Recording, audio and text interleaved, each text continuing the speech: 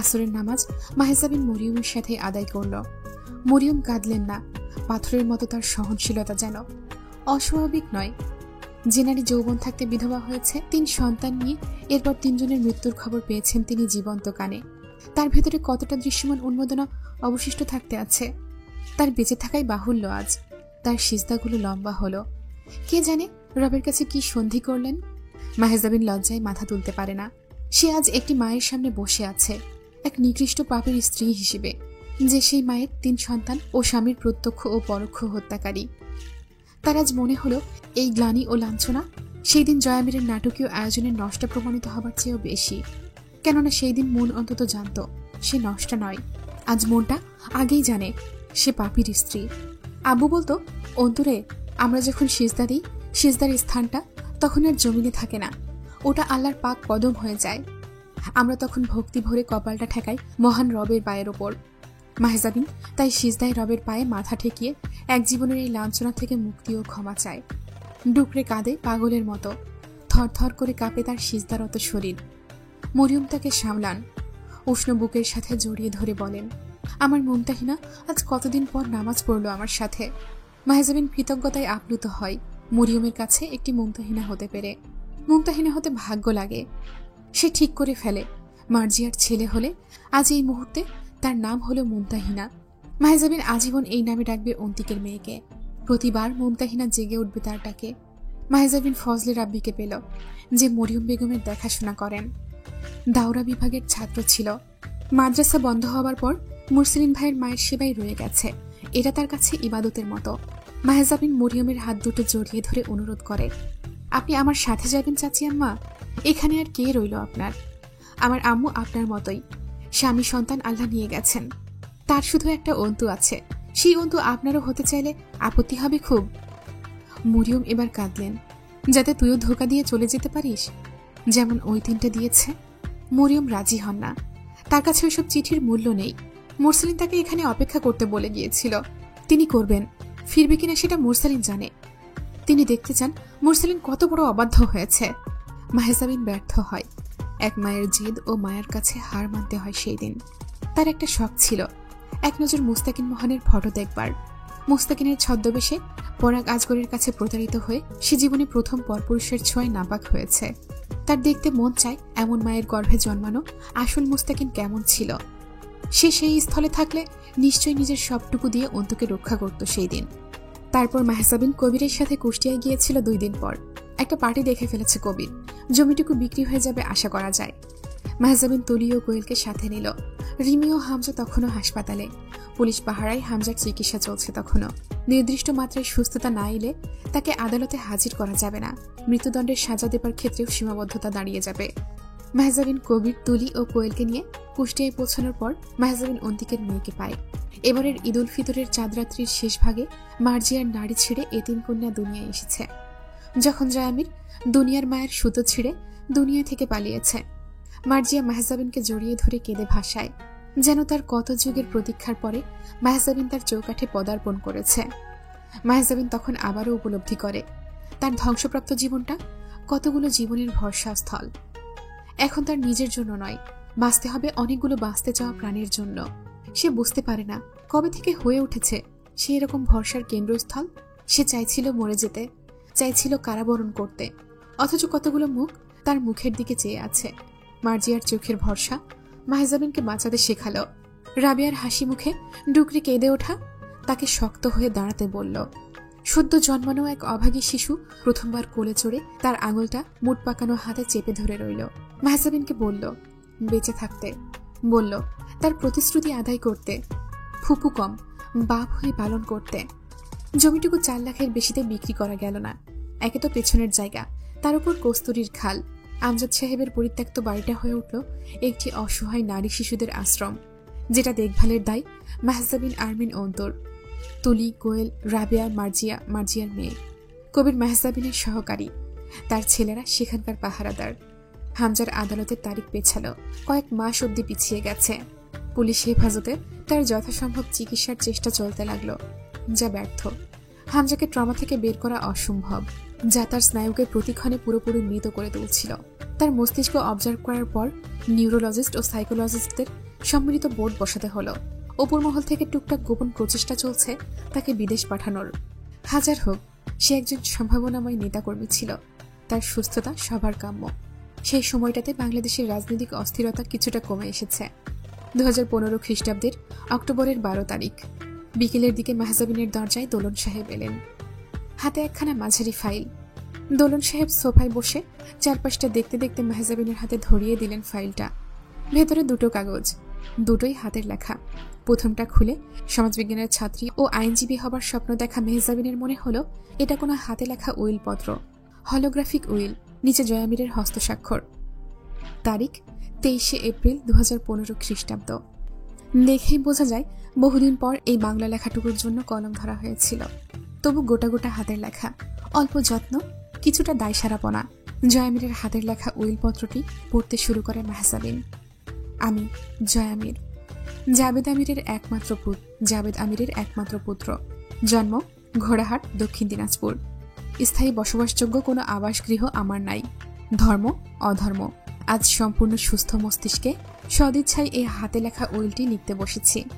এই উইলে আমি বলে যাচ্ছি, আমার মরার পর আমার স্থাবর অস্থাবর সম্পত্তি, উত্তরাধিকারী সূত্রে প্রাপ্ত বাড়ি, নগদ অর্থ ও সমস্ত নিজস্বতা নিম্নলিখিতভাবে মালিকানাধীন ও পরিচালিত হবে। আমার স্ত্রী মাহজাবিন আরমিন অন্তু, পিতা জনাব আমজাদ আলী প্রামাণিক, জন্ম বাসিরহাট, দিনাজপুর সদর। আমার মৃত্যুর পর আমির পরিবারের সমস্ত সম্পত্তির অর্ধেকটার উত্তরাধিকারী হবে সে।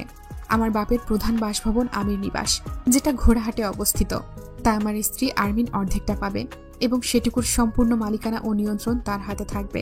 বাকিটা পাবে আমার একমাত্র চাচাতো ভাই জিন্না আমির, পিতা জনাব জয়নাল আমির। আমার মৃত্যুর পর আমার পৈতৃক সম্পদ সংরক্ষিত থাকবে তাদের দুজনের উদ্দেশ্যে। তার সমান 2 ভাগে তাদের দুজনের মাঝে বণ্টিত হবে এবং আমার ব্যক্তিগত অর্থের মালিকানা পাবে শুধু আমার স্ত্রী। আমি নিশ্চিত করতে চাই আমার মৃত্যুর পর আর্থিকভাবে কোনরূপ সমস্যার সম্মুখীন তাকে হতে হবে না। আমির বাড়ির বউ আর্থিক সংকটে ভুগলে বিষয়টা ভালো দেখাবে না। আমার অ্যাকাউন্ট নাম্বার সোনালী ব্যাংক, বাংলাদেশ, এবং আমার অন্যান্য সকল অর্থের হকদার আমার স্ত্রী আরমিন হবে। সে আপাতত একজন শিক্ষার্থী। এই উইল ও চেক বই তার কাছে হস্তান্তরের পর থেকে প্রতি মাসে সে আমার ব্যাংক অ্যাকাউন্ট থেকে নির্দিষ্ট পরিমাণ অর্থ তার শিক্ষা ও যাবতীয় খরচ বাবদ পাবে। এছাড়া সে চাইলে যে কোনো সময় সেই অর্থ থেকে ইচ্ছেমতো অর্থ উত্তোলন ও খরচ করতে পারবে। আমি আমার পরিচিত এক সম্ভাব্য শুভাকাঙ্ক্ষী ও আইনজীবী দোলন স্যারকে উইলের এক্সিকিউটর হিসেবে নিযুক্ত করছি। তিনি আমার স্ত্রীর কাছে উইলপত্র ও সমস্ত দলিল দস্তাবেজ পৌঁছে দেবেন। নিশ্চিত করবেন আমার ইচ্ছে অনুযায়ী আমার স্ত্রী ও ভাইয়ের কাছে আনুষঙ্গিক কাগজ ও মালিকানা পৌঁছেছে। 23/4/2015 জয়ামির। নিচে দুজন সাক্ষীর স্বাক্ষর, দোলন সাহেব ও দ্বিতীয়টি কবির। মাহজাবিন অনেকক্ষণ চুপচাপ উইলপত্রটির দিকে তাকিয়ে রইল। যে সময় উইলপত্রটি লিখেছে জয়ামির, তখন তাদের সম্পর্ক ছিল চূড়ান্ত বিরোধের। এছাড়া নিজের মৃত্যুর এত নিশ্চয়তা রেখে কেউ দিব্যি পাপের জীবনটা সাবলীলভাবে বয়ে যেতে পারে না। না থেমেছিল হাসি, না কদম। দোলন সাহেব দলিলের কাগজপত্র মাহজাবিনের দিকে এগিয়ে দিলেন। পুরনো হলদেটে কাগজ, তবুও চকমকে। তা থেকেও এক পাজা বিশাল ধন ঐশ্বর্যের ধোয়া ঠিকরে বেরোচ্ছে। মাহজাবিন নির্লিপ্ত চোখে সেই দলিলখানা এক নজরে দেখল কেবল। হাতে ছিল না। দোলন সাহেব বললেন, দরকার ছিল না, ওর একুল ওকুলে কেউ নেই। ওই যাযাবর মরলে স্ত্রী হিসেবে এমনিতেও ওর সব তুমিই পেতে। তবে মজার ব্যাপার হলো, খ্যাপা আমির তখন জানতো খুব অল্প দিনের মধ্যে মুরসালিনকে অত্যাচার করে সে জিন্না আমিরের খোঁজ বের করে ফেলবে। তখন তোমরা দুজনই হবে আমির সম্পত্তির ভাগিদার। জিন্না আর নেই। এখন আর এই উইল না থাকলেও সমস্ত সম্পত্তি তোমার একার। বিশাল ধনী মহিলা হলে আজ থেকে। আগে অবশ্য ছিলে আমির বাড়ির বেটার বউ। দলিল ও চেক বই এগিয়ে দিয়ে দোলন সাহেব বললেন, নাও, দেখে বুঝে নাও সব ঠিক আছে কিনা। আমার কাঁধ পাতলা হোক। এই দায় মিটিয়ে কাজ ছেড়ে আমি 2 ভাইয়ের পেছনে লাগবো কাল থেকে। দেখলে না, এজন্য আমাকে উল্লেখ করা হয়েছে সম্ভাব্য শুভাকাঙ্ক্ষী হিসেবে। জোচ্চোর আমিরের বেটা। অন্তু দলিল ও চেক বইটা মৃদু হাতে ছুঁড়ে ফেলে দিল টেবিলের ওপর। ক্লান্ত চিত্তে হেলান দিয়ে বসে বলল, উইল লেখার কথা মাথায় কেন এসেছিল তার? আকাম করে বেড়াতো, আর এটা জানতো যে দিন ঘনিয়ে আসছে। শুধুই তাই? দোলন সাহেব বললেন। ছোট চাচা ক্রসে যাবার পর ওর একটা বদ্ধ ধারণা হয়ে গিয়েছিল ও ক্রসে মরবে, পুলিশের গুলিতে। মাহজাবিন কপাল চেপে ধরে। কি আশ্চর্য এক মানুষের ঘর করেছে সে। কোন পরিবারের উত্তরাধিকারী আছে? ওটা পরিবার না, এক ঝাঁক নরকের অতিথি। সেই অতিথিদের কাতারে কিভাবে কিভাবে যেন তার নামটা লিখিত হয়ে গেছে। কথাটা অদ্ভুত শোনায়। আমিরদের ব্যাটার বউ। দোলন সাহেব মনোযোগী হলেন। এবার বর্তমানের জরুরি খবরে আসি। অন্তু বলল, বলুন। সামনের সপ্তাহে কোর্ট। শুনলাম। সাক্ষীর সাথে কথা বলা প্রয়োজন। তুলি কোথায়? তো তোমার সেই পরিকল্পনা মতো আর সব অপরাধ তো আছেই। সাথে তুলির স্বামী এমপির আত্মীয়, তার মৃত্যু যোগ করলে একটা ভয়াবহ কেস পেশ করা যাবে। তুলি কোথায়? অন্তু বলল, শ্বশুর বাড়ি।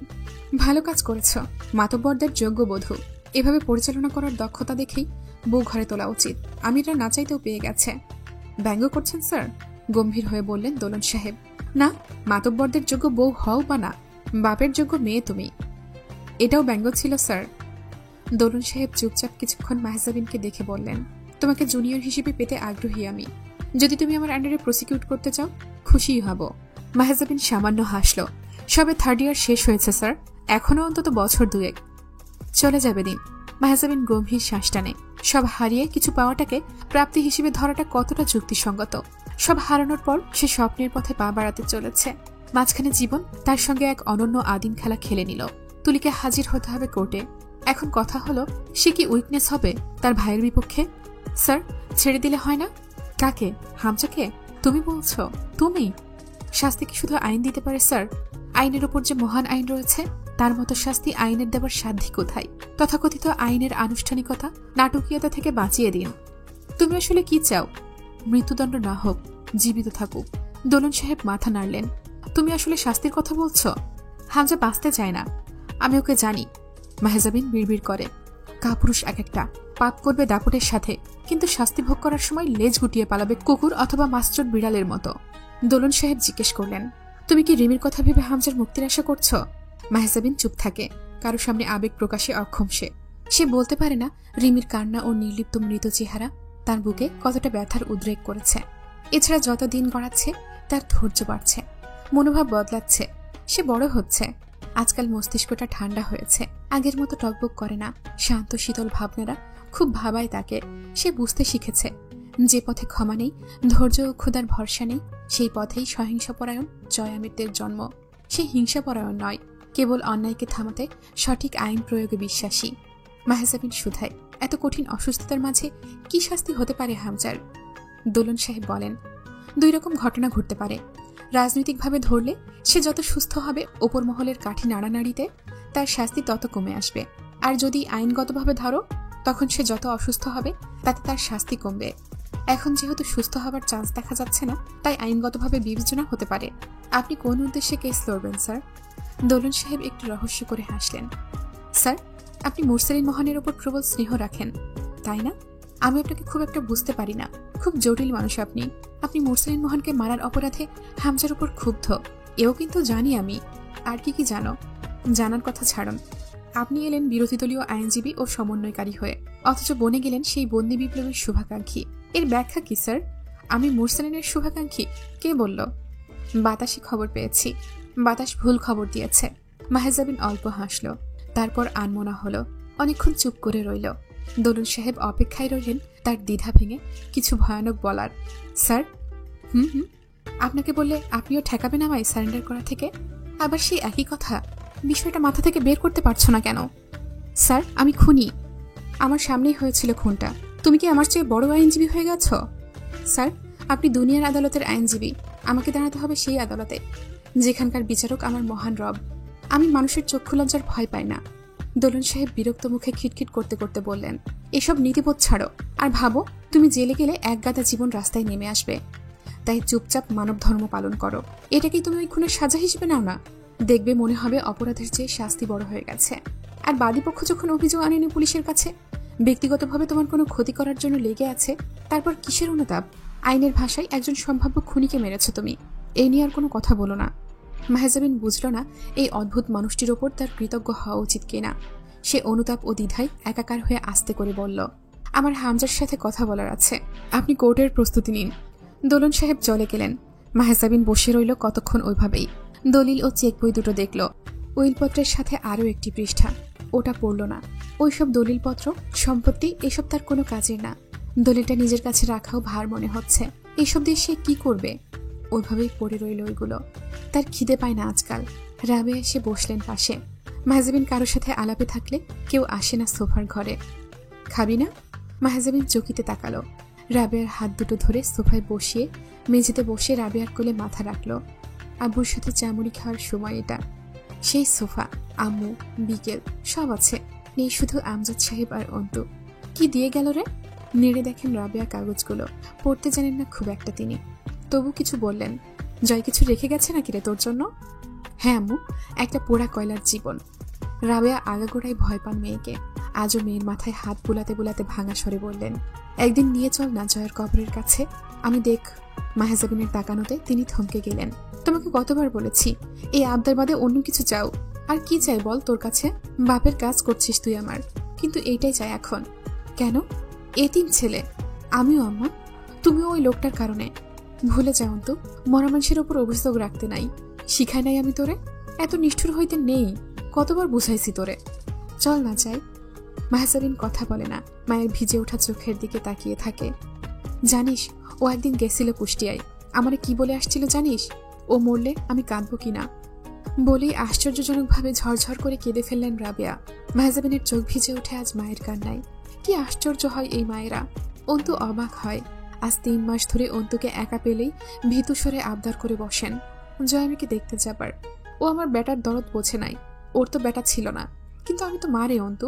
ওর মতন এক জোয়ান ছেলের 9 মাস পেটে ধরা মা আমি। জানিস ও যেদিন প্রথমবার আমাদের বাড়ি আসে, আমি ওরে বলছিলাম আমারে মা ডাকতে। সেদিন ও আমার বেটার জান নাই। সেই দিন তো কথা দিয়ে দিছি রে আমি। মাই হইলাম না হয় আমার বেটার খুনির। একবার নিয়ে যা আমারে ওর কবরে। অন্তিকের কবরে গেছি আমি দোয়া করতে। ওর কবরটা দেখলাম না যে। আমার মেয়ের ইজ্জত, ছেলের জান নেওয়া লোকটার কবরটা দেখায় আনবি আমায়? মাহজাবিন রাবেয়ার হাঁটু জড়িয়ে ধরে মাথা ঠেকায় কোলের ওপর। টুপটুপ করে কয়েক ফোঁটা পানি রাবেয়ার মলিন শাড়িতে পড়ে। সুতির শাড়িটা আলগোছে শুষে নেয়। তখন রাবেয়া মৃদু কান্নায় কাঁপছে। মাহজাবিনের চোখের সামনে নিজের সন্তানের রক্তপিণ্ড ভেসে উঠল। সে আচমকা বাঁধ ভাঙা নদীর মতো হু হু করে কেঁদে ওঠে। সে নিজেও মা, এক অকাল মৃত রক্তপিণ্ডের গর্ভধারিণী মা। আর এক এমন মায়ের কোলে মাথা রেখে কাঁদে, যে মা তার নিজের সন্তানের খুনির জন্য চোখের পানি ফেলতে নিঃসংকোচ। আচ্ছা, সে কি পারবে তার সন্তানের খুনিকে ক্ষমা করতে? হামজার মুখটা মনে আসতেই আতঙ্ক ও ঘেন্নায় দম আটকে এলো তার। মাহজাবিন পাগলের মতো মাথা নাড়ে। কিন্তু আমি পারবো না আমি না। আমার সন্তানের খুনিকে আমি ক্ষমা করব না আম্মু, কোনো দিনও না। ওর বাপও ক্ষমা করে যায়নি। তুমি জানো আম্মু, ওই খুনি পায়ে পা তুলে বসে অর্ডার দিয়েছিল আমার সন্তান আমার নাড়ি থেকে ছিঁড়ে আনার। তুমি জানো আম্মু, কিভাবে আমার গর্ভফুল থেকে ছিঁড়ে আনা হয়েছিল ওকে? তারপর মেঝের উপর ফেলে রাখলো। আমি দেখলাম ওকে। আমার থেকে বিচ্ছিন্ন রক্তে মাখা একটা ছোট্ট মাংসের দলা। আজও আমার তলপেটে অসহ্য ব্যথা হয়। আমার নাড়িদার চিড়ে আসে। শুধু কোলে আমার বাচ্চা নেই, আমাকে মা বলে ডাকার কেউ নেই। আমার নারী জন্ম ব্যর্থ গেল। আমি ক্ষমা করব না, করতেই পারবো না আমি ক্ষমা। তুমি পারো, মরিয়ম চাচি পারে, আমি পারি না। রাবেয়া অস্থির হয়ে 2 হাতে মেয়েকে সামলান। অন্তু উন্মাদের মতো বুকে হাত ঘষতে লাগলো। এই 4 মাসে অসংখ্যবার অন্তুর এই গোপন পাগলামির সাক্ষী রাবেয়া। দুনিয়া দেখে না এইসব। এই পাগলামি শুধু তার সামনে দৃশ্যমান। কেউ বলে মায়ের ভাগ্য মেয়ে পায়। কথাটা সত্য হবার সম্ভাবনা প্রবল। কবিরদের বাড়ির মেঝে পাকা, ইটের গাঁথনির দেয়াল, তার উপরে টিনের ছাদ। কবির আগে পেশা হিসেবে রাজনীতির পাশাপাশি হামজার ওয়ার্কশপ দেখাশোনার কাজ করত। ওয়ার্কশপ বন্ধ হয়েছে। সে এখন বড়বাজারের এক মুদির দোকানের কর্মচারী। মাসিক বেতন খুব বেশি নয়, তা দিয়েই যা হয়। তুলিকে বিয়ে করা নিয়ে মায়ের সাথে মতবিরোধ জন্মেছিল খুব। বিবাহিতা মেয়ে সহ এক মহিলাকে বিয়ে করতে যাচ্ছে অবিবাহিত ছেলে। এটা কোন মা মেনে নেবে? এটা কোনো মাই মেনে নেয় না। কবির মাকে বোঝালো, ওটা কোনো বিবাহিতা না, অন্যের মেয়ে কোলে মহিলা না, ওটা জয়ামিরের ফেলে যাওয়া জিম্মাদারি। তা কাঁধে তুলে নিতে না পারলে কবির দম আটকে মরে যাবে। কোয়েলের দিকে তাকালে তার ভিতরে যে স্নেহ জেগে ওঠে তা মা বুঝবে না। মাহজাবিন তুলিকে ডেকে বসিয়ে বলেছিল, আপু, আমি ছোট মানুষ। আপনার ভারী জীবনটা নিয়ে সিদ্ধান্ত নেবার মতো শক্ত মেরুদণ্ড আমার নেই। তবু একটা সিদ্ধান্ত নিয়ে ফেলেছি। আপনি শুধু একবার না বললে না। এভাবে বলছো কেন? তুমি তো আমার বাপ আরমিন। যে দায়িত্ব তুমি পালন করলে এতগুলো দিন, আমার বাপও করেনি কোনোদিন। আমি আপনার বিয়ের প্রস্তাব এনেছি আপু। তুলি নির্বাক চোখে কিছুক্ষণ তাকিয়ে থেকে শুধায়, হ্যাঁ আমার বিয়ে?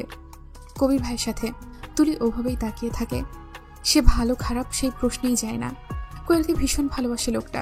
জয়ামিরের প্রতি কৃতজ্ঞতার শেষ নেই। তার যে কোনো আত্মীয় ও জিম্মাদারির ওপর জান কোরবান তার। আপনি অন্তত সম্মান আর বেঁচে থাকার খোরাকটুকু পাবেন। এর বেশি আমার সাধ্যি নেই আপু। আমার পায়ের নিচে শক্ত মাটি থাকলে আমায় ক্ষমা করতে পারলে করবেন। তুলি মেহজাবিনের হাতটা ধরে থামায় ওকে, কিন্তু হ্যাঁ বা না কিছুই বলে না মুখে। অন্তু নীরবতাকে সম্মতি ধরে নিয়েছে। কবির তাকে ঘরে এনে এখনো এমন আচরণ করছে যেন সে জয়ার হামজা বাড়ির সম্মান। তার ছোট ঘরে অতিথি হয়ে এসেছে। কোথায় রাখবে, কোথায় বসাবে, কি খাওয়াবে, কিভাবে ভালো রাখবে, ব্যস্ততায় অশেষ। বিয়ের 4 দিন পর দুপুরে খুব ঘেমে বাড়ি ফিরল। তুলি গামছাটা এগিয়ে দিয়ে বলল, দ্রুত গোসল করে আসুন, খেতে দিই, আমারও খুব ক্ষুধা পেয়েছে। কবির ব্যস্ত হলো, আপনি খান নাই এখনো? কেন, শরীর খারাপ? কি হয়েছে? বেলা তো মেলা হয়েছে, খান নাই কেন? আরে আগে আপনি আপনি করে কথা বলা বন্ধ করুন। এত জোরে জোরে আপনি আপনি করছেন, লোকে শুনলে কি মনে করবে? আর আমি কি আপনার বয়সে বড়? কবির লজ্জা পেয়ে গেল। তার তো মুখেই আসবে না বোধহয়। সারা জীবন আপামনি বলে ডেকে অভ্যস্ত সে। কতবার হামজার হুকুমে তুলির শ্বশুর বাড়ি থেকে তুলিকে আনা নেওয়া করেছে সে। আজ তার ঘরের বউ সেই নারী। তুলি বলল, আপনার সাথে খাবো বলে খাইনি। কোয়েলও খাবে, ওকে ঝাল খাওয়া শিখাতে হবে এখন। তরকারি দিয়ে ভাত চটকে খাওয়ার অভ্যেস করতে হবে। কবির সঙ্গে সঙ্গে গোমরা মুখ করল, কেন, আমার সাধ্যে নেই ওরে দুধ মিষ্টি খাওয়ানোর? এই জন্য ঝাল খাওয়া শিখার দরকার নাই, আমি এত অধম না। তুলি এবার ধমকে উঠল মৃদু, কি আশ্চর্য, একবার বলেছি তা। ও কি এখনো দুধের বাচ্চা আছে? বয়স 5 হবে, সামনে স্কুলে ভর্তি করাতে হবে। এখনো ভাত না শিখলে কি খাবে? কবির মিয়ে গেল ধমক খেয়ে। তুলি টের পেয়ে একটু নরম করে বলে, যান, ওকেও গোসল করিয়ে নিয়ে আসুন। এই বাড়িতে এসে সারা দিন মাটিতে খেলার অভ্যাস হয়েছে। পরক্ষণেই তার মনে পড়ল সে কথা বলছে ইমোশনাল বয় মোহাম্মদ কবির আবেগী সাহেবের সাথে। আবার মাটিতে খেলাকে নিজের গরিবি ধরে নিয়ে মুখ কালো করে। তার আগেই তুলি বলল, ভালোই হয়েছে, খেলার সাথী পেয়েছে। খেলাধুলায় মন ভালো থাকে। যান, গোসল সেরে আসুন, আমি ভাত বাড়ি। কবিরের মা তুলিকে কোনোভাবেই পছন্দ করতে পারেন না। তবুও বিয়ের এই 2 মাস পার করে তার মনে হলো সেই প্রথম সংসার করছে। আগে কখনো করার ভাগ্য হয়নি তার। মাটির চুলায় রান্না, একটা বখাটে, অল্প কামানো নিজের ভাইয়ের চেলা, তার খুব যত্নশীল স্বামী, অসুস্থ শ্বশুর, একটু খিটখিটে শাশুড়ি, টিনের ঘরে দিনের বেলায় গমগমে গরম। সব মিলিয়ে তুলির মনে হলো এতদিনে সে নারী হয়েছে। এতদিনে সেই নারীর একখানা টানাপোড়েনের সংসার হয়েছে, যে সংসার অধিকাংশ বাঙালি মেয়ের নারীগত অধিকার। এখানে এসি চলার রুম, মূল্যবান আসবাব যেমন নেই, তেমনি নেই রাতভর মদ পান করে এসে চুল ধরে আছড়ে মারা স্বামী নামক আসামি। নেই মাতাল এক পুরুষ, যার সম্মুখে স্ত্রী ধর্ষিত হলেও তা স্বাভাবিক ঘটনা। কোয়েল নিজের ঔরসগত বাপ হারালেও পেয়েছে এক কবির মামাকে। তুলি কোয়েলকে অন্য ডাক শেখায়নি। কোয়েল তার তোতলা মুখে কবির মামা ডেকে যে আরাম ও স্নেহবোধ করে, তা তুলি দেখেছে ওটা হুট করে কবির মামা থেকে অন্য কিছু ডাকে সে পাবে না। মস্তিষ্কে বিরূপ প্রভাব পড়বে। কবির মামা কোয়েলের ভেতরে জয়ের স্মৃতি দমিয়ে রাখতে সচেষ্ট। কোয়েল দিনে কমপক্ষে 4 থেকে 5 বার জয়ের খোঁজ চালায়। তার অভ্যাস এবং বিশ্বাস কবির মামার কাছে জয়ের খোঁজ থাকে। কবির মামাকে পাওয়া মানে জয়কে খুঁজে পাওয়া। কিন্তু আজকাল কবির মামা প্রতারণা করছে বারবার। তুলি চোখ বুজে গভীর এক দম ফেলে। জীবনের সমস্ত অন্ধকারটুকু এক ঢোকে গিলে আকাশের দিকে তাকিয়ে সৃষ্টিকর্তা ও আর্মিনের উপর কৃতজ্ঞতা জানাতে গিয়ে তার চোখ ভরে ওঠে। বুকে ব্যথা হয়। আজ তরুটা বেঁচে থাকলে জয়ের বউ তারও একটা ব্যবস্থা করত। পাকা এক সিনা চওড়া কাজ শক্ত করতি ঘরে তুলে এনেছিল পাপি জয়ামির। তরু যেই পুরুষটাকে ভালোবেসে গেছে আমরণ, এক হাতে গোটা একটা জিন্দা লাশের মিছিল সামলাতে পটু। তরুটাকেও ঠিক একটা জীবন দিত সেই নারী। তার আগেই তরুনিধি পালিয়েছে। বোকা তরু, ধিক্কার তার নারীত্বকে। তুলির ঘরের কবিরটা একটু পাগল। কোয়েলকে ঘাড়ে চড়িয়ে প্রায় রোজ একবার ঘোড়াহাটের কবরস্থানে কিসের টানে যায় কে জানে। কোর্টের তারিখের 4 দিন আগেই মেহজাবিন ঘোড়াহাট যায় রাবেয়াকে নিয়ে, সঙ্গে কবির। নারীদের অনুমতি নেই কবরস্থানের সীমানায় প্রবেশের। ফটকের সামনে দাঁড়িয়ে মেহজাবিন সালাম জানায়। রাবেয়া ফটক ধরে চেয়ে থাকে ভেতরে। সন্তানের খুনির শেষ ঠিকানা খোঁজেন ঝাপসা চোখে। কবির ভেতরে ঢুকে জামিরের কবরটার পাশে দাঁড়ায়। স্তব্ধ হয়ে চেয়ে থাকে। উঁচু ঢিবির মতো মাটি, লম্বায় 6.5 হাত মতো কবরখানা। তার নিচে জয়ামিরের লম্বা দেহটা শায়িত। এতদিনে কি সেই শক্তপোক্ত ক্ষতবিক্ষত দেহটা অক্ষত আছে? মিশে যায়নি মাটির সাথে? দাপটে জীবন, ব্যথাহীন শরীর, পাপী পৌরষ, সাথে বুকের সমস্ত হাহাকার সব গিলে খেয়েছে মাটি আজ। মাটি এমনই, কত সভ্যতা, কত পাপ অথবা পুণ্য, কত বাহাদুরি, সব ব্রোগাসে গিলে যায়। আজ কবির দাঁড়িয়ে আছে এত কাছে। জয়ামির আজ হেসে উঠল না। মিশ্র আঞ্চলিক ভাষায় দুটো গালি সমেত কিছু রসিকতা কথাবার্তা বলল না। মাহজাবিন দূর থেকে দেখে ছোট্ট একটা লাঠির আগায় বোর্ড টাঙানো কবরের পাশে। কবরের মাটি কেনা, আচ্ছা দেখা যায়। তাতে লেখা মৃত জয় আমির, পিতা জাবেদ আমির, ঠিকানা ঘোড়ারহাট, দক্ষিণ দিনাজপুর। মাহজাবিন শুধু জাতকের মতো চেয়ে দেখল নিষ্পলক। জয় আমিরের সঙ্গে প্রথম সাক্ষাৎ থেকে শেষ বিদায় অবধি সবটাই চোখের পর্দায় ভেসে উঠে আবার নিভে গেল। বুকে চাপ ধরা এক বদ্ধ দমে হাঁপিয়ে উঠল সে। একটি পর্বতের অতখানি ভার শরীরটা শিথিল করে তুলল। তখনই আচমকা রাবেয়া হু হু করে কেঁদে উঠলেন। মাহজাবিন জাপটে ধরে মাকে। কাঁদছো কেন আম্মু? মানা করেছিলাম আসতে। জরুরি নয় তুমি যাকে আপন ভাববে সেও তোমাকে তোমার মতোই আপন ভাববে। জরুরি নয় তুমি যাকে ভরসা করবে সে তোমার ভরসাযোগ্য হবে। যাকে স্নেহ করবে সে তোমার স্নেহের মর্যাদা বুঝবে। জয়ামিররা কারো আপন হয় না। চলো এখান থেকে, নয়তো কাঁদবে না, কাঁদবে না, খবরদার। কান্না করতে তোমায় আনিনি এখানে আমি। রাবেয়া ধুলোর উপর বসে পড়লেন। কবির এলো। কি হয়েছে চাচির? কি সমস্যা? অসুস্থ লাগতেছে নাকি? কাঁদতেছে কেন? মাহজাবিন রাবেয়াকে তুলে ধরে বলল, এমনি কাঁদতেছে। কাঁদার কোনো কারণ নেই তার জীবনে, তবুও কাঁদে। চলুন আমরা যাই। বেলা পড়ে গেল। অন্তু বেশ কিছু দূর এগিয়ে ঘাড় ফিরিয়ে দেখে একবার বিরোধীর কবরটা। এখন আর বোর্ডের লেখা জয়ামিরের পরিচিতি দেখা যাচ্ছে না। অনেকগুলো কবরের মাঝে জয়ামিরের কবরখানা মিশে গেছে। চোখে ধাঁধা তৈরি হলো। সঠিক অবস্থান বোঝা যায় না তখন আর। পথে মাহজাবিন রাবেয়াকে নিয়ে ঢুকেছিল মরিয়ম বেগমের কাছে। সেদিন আর খালি হাতে ফেরেনি সে। রাবেয়া প্রচন্ড পরিমাণে বন্ধু সুলভ সরলা নারী। বোন পাতানো হয়ে গেল তার। তিনি মরিয়ম বেগমকে বললেন, শোনো বোন, আমার কেউ নাই, স্বামী নাই, ছেলে নাই, কিন্তু আমার মা আছে। তোমারও কেউ নাই, চলো আমার সাথে। আমার মা তোমারও মা। আজ থেকে দুই বোন আমার মার জিম্মাদারিতে বসবাস করব। এই আবদার ফেলা বড় দায়। মরিয়ম বেগম দুটো মলিন শাড়ি, একটা নিজের হিজাব ও ছোট একখানা পুটলি বাঁধলেন মাহজাবিনের দায়িত্বে গা ছাড়ানোর জন্য। শেষে তিনি আরও একটা ছোট হিজাব পুটলিতে রাখলেন। ওইটা মুমতাহিনার, গোলাপি রঙা প্রিন্টের কাপড়ের তৈরি। ওটাতে এখনো মুমতাহিনার গন্ধ লেগে আছে। ওইটা ফেলে যেতে পারেন না মরিয়ম। আমজাদ সাহেবের 4 কক্ষের ছোট ইটের গাঁথনির বাড়িটা অনেকগুলো জীবন মৃতের আবাস হলো। আদালতে নেবার 2 দিন আগে সরকারি হাসপাতাল থেকে হামজাকে পুলিশ ফাঁড়িতে স্থানান্তরিত করা হয়েছিল। ডিটেনশন সেলের ভেতরে হুইল চেয়ারে অনর হামজাকে দেখে মাহজাবিনের মনে পড়ল তার গর্ভপাতের নির্দেশ দিয়ে আমির নিবাসের কেন্দ্রীয় চেয়ারখানায় হামজার বসে থাকার দৃশ্য। দলুন সাহেব সেলের বাইরে একটা মরিচে ধরা লোহার চেয়ারে বসলেন। মাহজাবিন সেলের সামনে গিয়ে দাঁড়িয়ে মুখের নিকাবটা খুলে ফেলল। আপনার উপর আল্লাহর শান্তি বর্ষিত হোক হামজা সাহেব। সে নিকাব খুলতেই চোখ থামল হামজার। নিষ্পলক দেখল নারীটিকে। কঠোর সৌন্দর্য আজও চেহারায় লুটোপুটি খায়। চোখের নিচে কালি, তবুও চোখ জোড়ার সৌন্দর্য এক রত্তীয় ম্লান হয়নি। আর না আগুন নিভেছে। ঠোঁট, নাক সহ ত্বকের রং সবটাই প্রতিক্ষণে অমৃত সৌন্দর্যের ঘোষণা দিচ্ছে, এবং তা ভয়াবহ। সেই সুশ্রী চেহারায় নজর বুলিয়ে হামজার পৌরুষ চোখে সামান্য অনুরাগ আসে না, বরং দমে থাকা আক্রোশ পর্বত ফুঁড়ে বেরোনো ম্যাগমার মতো দগদগ করে ওঠে। সে বহুদিন পর এক টুকরা বাহ্যিক প্রতিক্রিয়া প্রকাশ করে হাসে।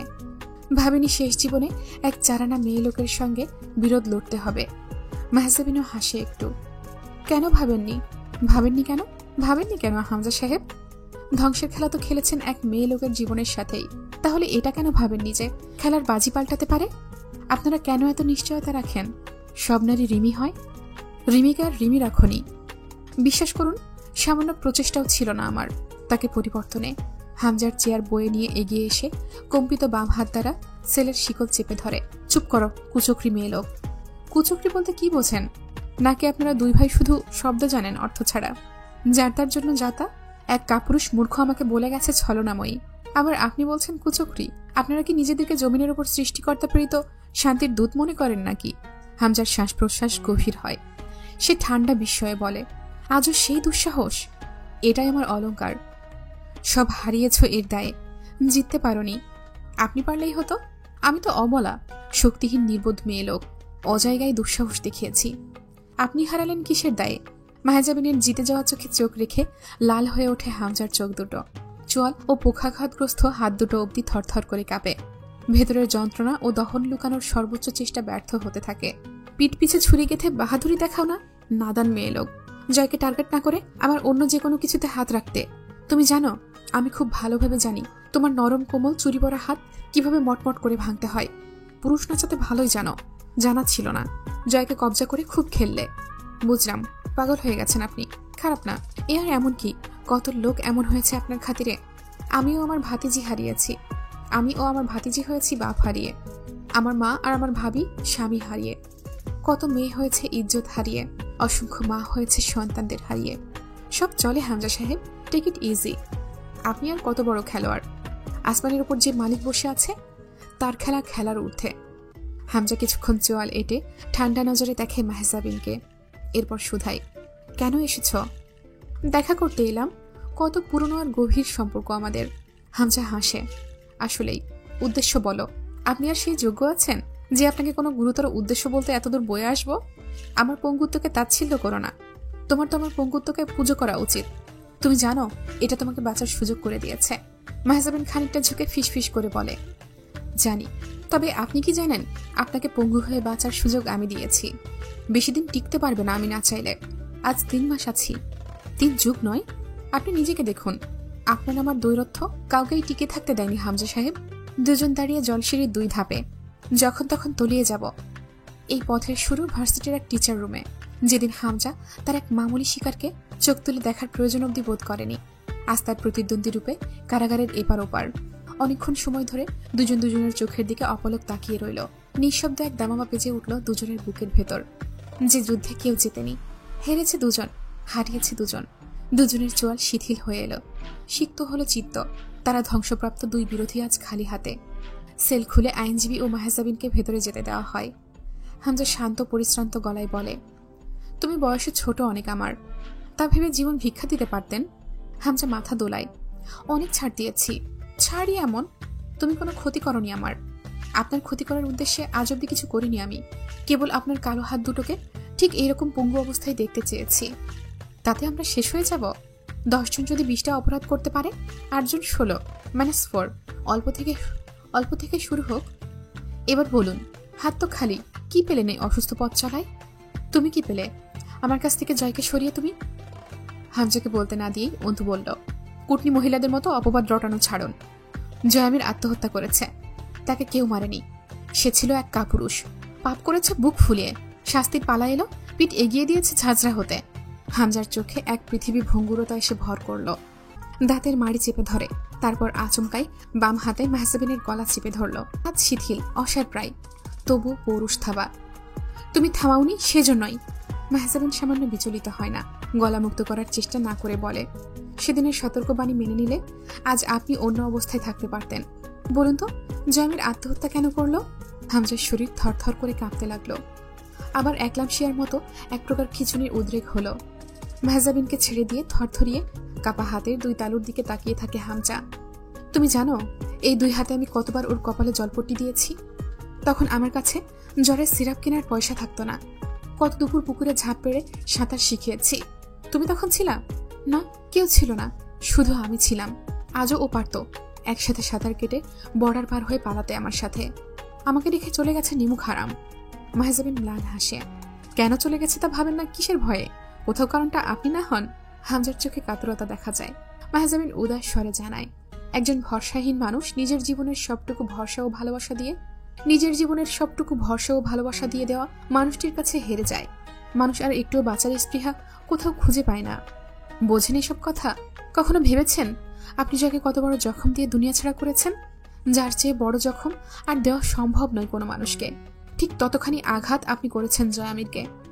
সেই জয়ামিরকে যে আপনার নামে নিজের সবকিছু বকশে দিয়েছিল, আপনার পালিত পশু হয়ে বেঁচেছিল, নিজের পরিচয় ও গর্ব বিসর্জন দিয়ে। একবার ভাবুন, যখন সে জানতে পারল তার জীবনে সে সব হারানোর পর নিজের বেঁচে থাকার রুহুটা অবধি যাকে সঁপেছিল, সেই বড় সাহেব তাকে তার জীবনের সবচেয়ে বড় আঘাতটা করেছে, তার কেমন লেগেছিল? আমি আপনাকে সময় দিলাম 2 মিনিট, ভাবুন। হামজার হৃদস্পন্দনের গতি অসুস্থ পর্যায়ে বেড়ে গেল। হতবিহ্বল হয়ে পড়ল সে। ইশারায় মেহজাবিনকে থামাতে চাইল। আপনি আমার সন্তান ছেড়ে নিয়েছেন শুধু আমার ভেবে, ভুলে গিয়েছিলেন পরের জন্য কাটা খালে নিজে পড়া দুনিয়ার পুরনো নিয়ম। বাচ্চাটা আপনার জয়ের ছিল, জয়ের, সেই জয় যে আপনার খাতিরে পাপ আর পুণ্যকে এক পাত্রে গুলিয়ে জীবনের বিষ পানীয় তৈরি করেছিল।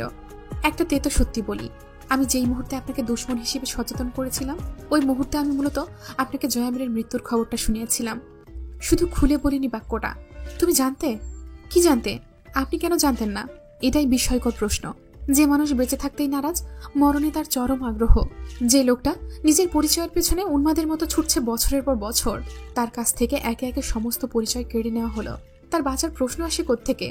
আপনি দেখেননি জয়ামিরের মৃত্যুকে? আলিঙ্গনের তোড়জোড় আমি দেখেছি। আপনার কাছ থেকে ফেরার পর তার মৃত্যু তৃষ্ণা। সে মৃত্যুর আগেও শুধু একটাবার আমার কাছে স্বীকৃতি পেতে চেয়েছিল। সে বেঁচে থাকলে অন্তত কেউ তার সঙ্গী হতো। অথচ আমি দেখেছিলাম সে পালাবে। এই অল্প সময় সে শুধু বিশ্বস্ত কাউকে নিজের রেখে মরতে চায়। হামজা বিদ্রুপের হাসি হাসে। তুমি জয়ের বিশ্বস্ত কেউ হতে? মেহজাবিন আর জবাব দেয় না, চুপচাপ চেয়ে থাকে হামজার দিকে। তাকে কখনোই কোনো অসুস্থ মানুষকে ব্যঙ্গাত্মক চোখে দেখার শিক্ষা দেওয়া হয়নি। হামজাকে দেখে তার খারাপ লাগছে না ভেবে খারাপ লাগে তার।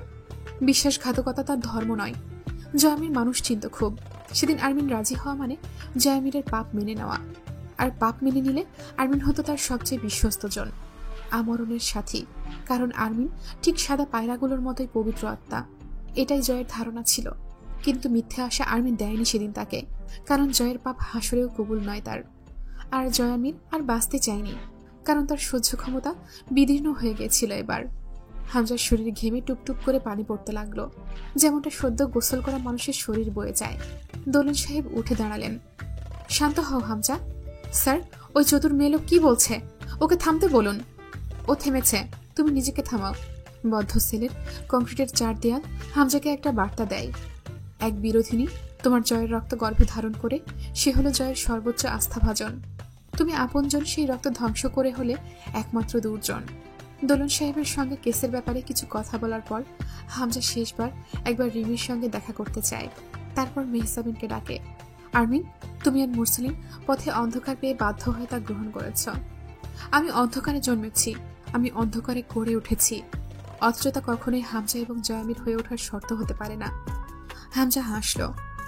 সাবধানে থেকো, তোমার পথ ঠিক ততটাই কঠিন হবে যতটা তোমার কল্পনার সীমায় নেই।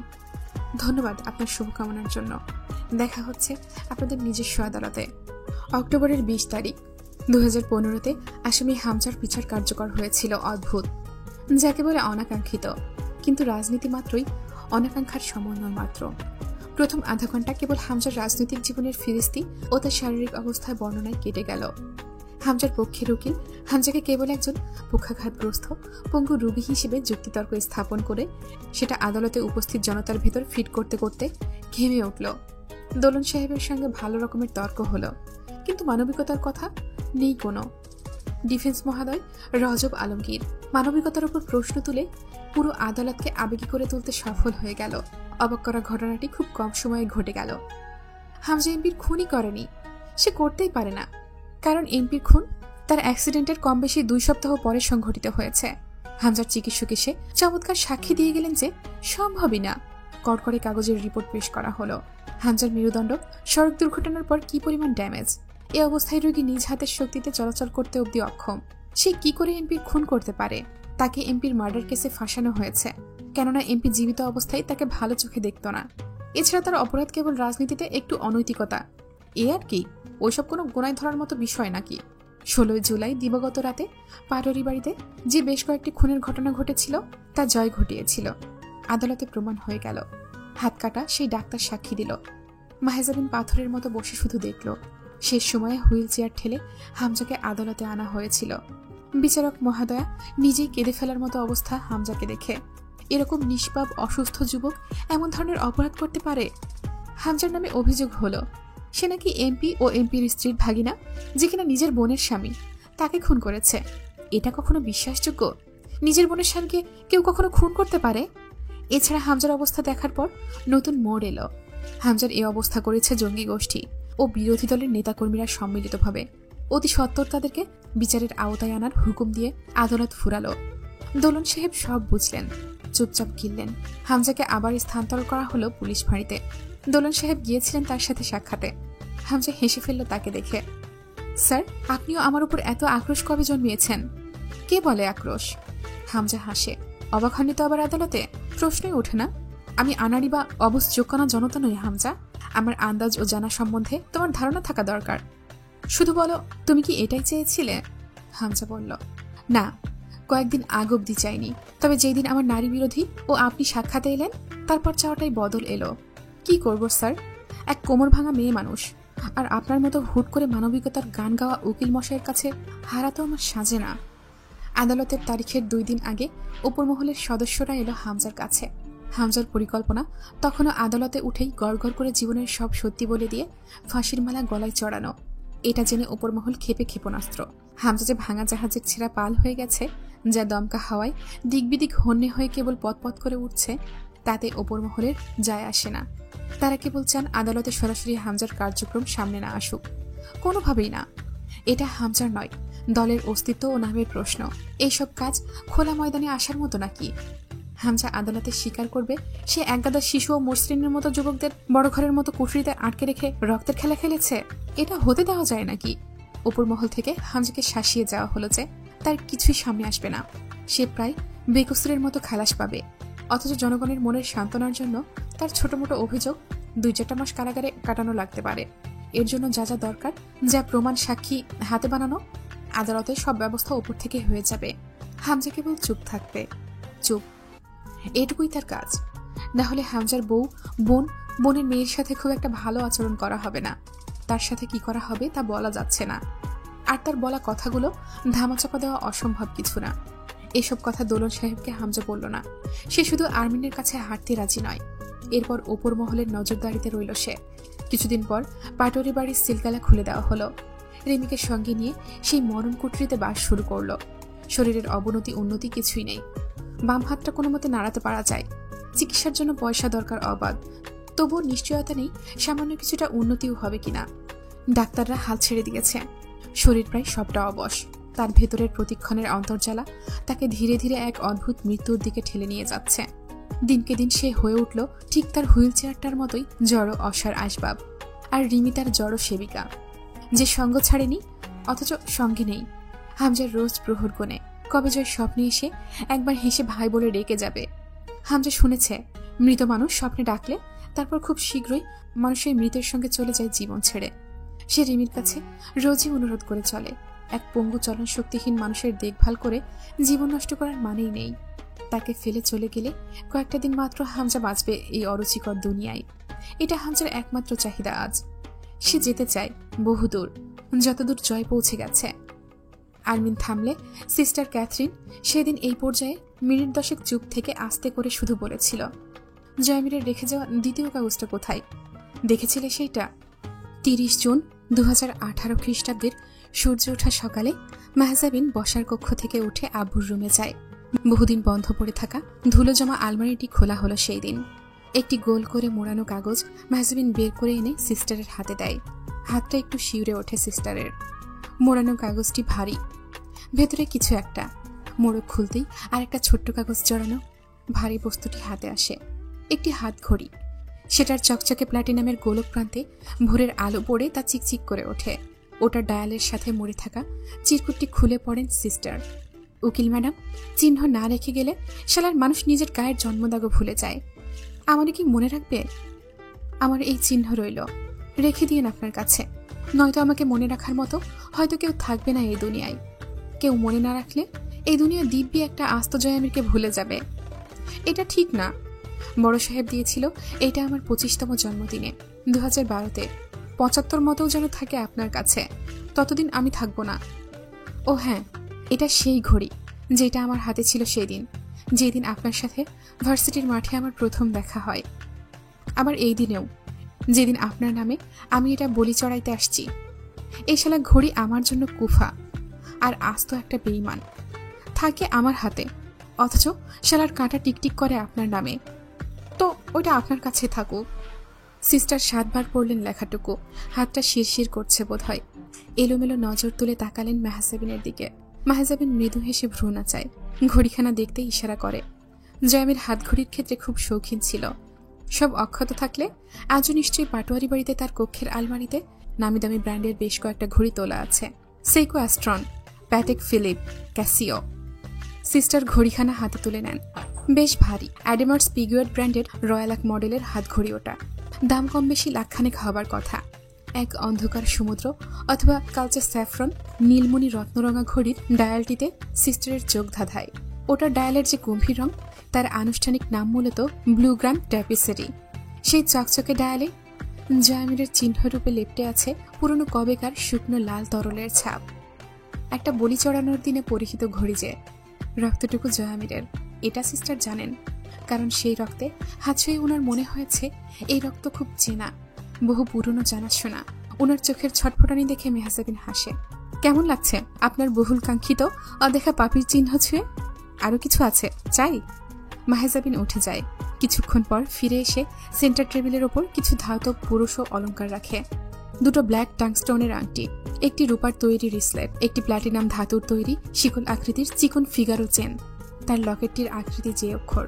প্রতিটি বস্তুতে রক্তের ঘ্রাণ ও আবছাদ ছাপ লেগে থাকা জিনিসগুলোতে হাত ছুঁয়ে সিস্টারের মনে হলো তিনি এবার সচক্ষে দেখতে পাচ্ছেন জয়ামিরের রক্তাক্ত নিথর দেহখানা।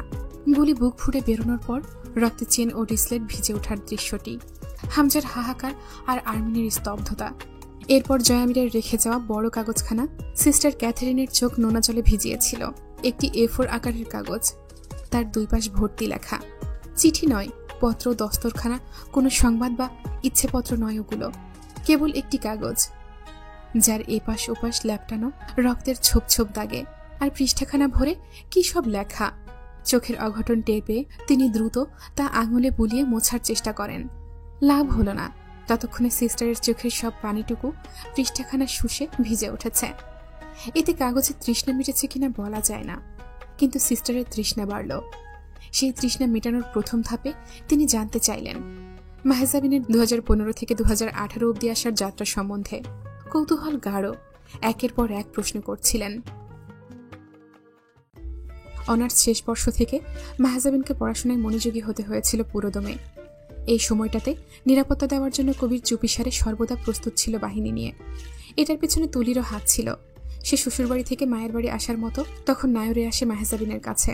সেই নারীকে নিরাপত্তা না দিলে সে কবিরের ঘর নাও করতে পারে, কিন্তু এটা মেহজাবিনের পছন্দ ছিল না।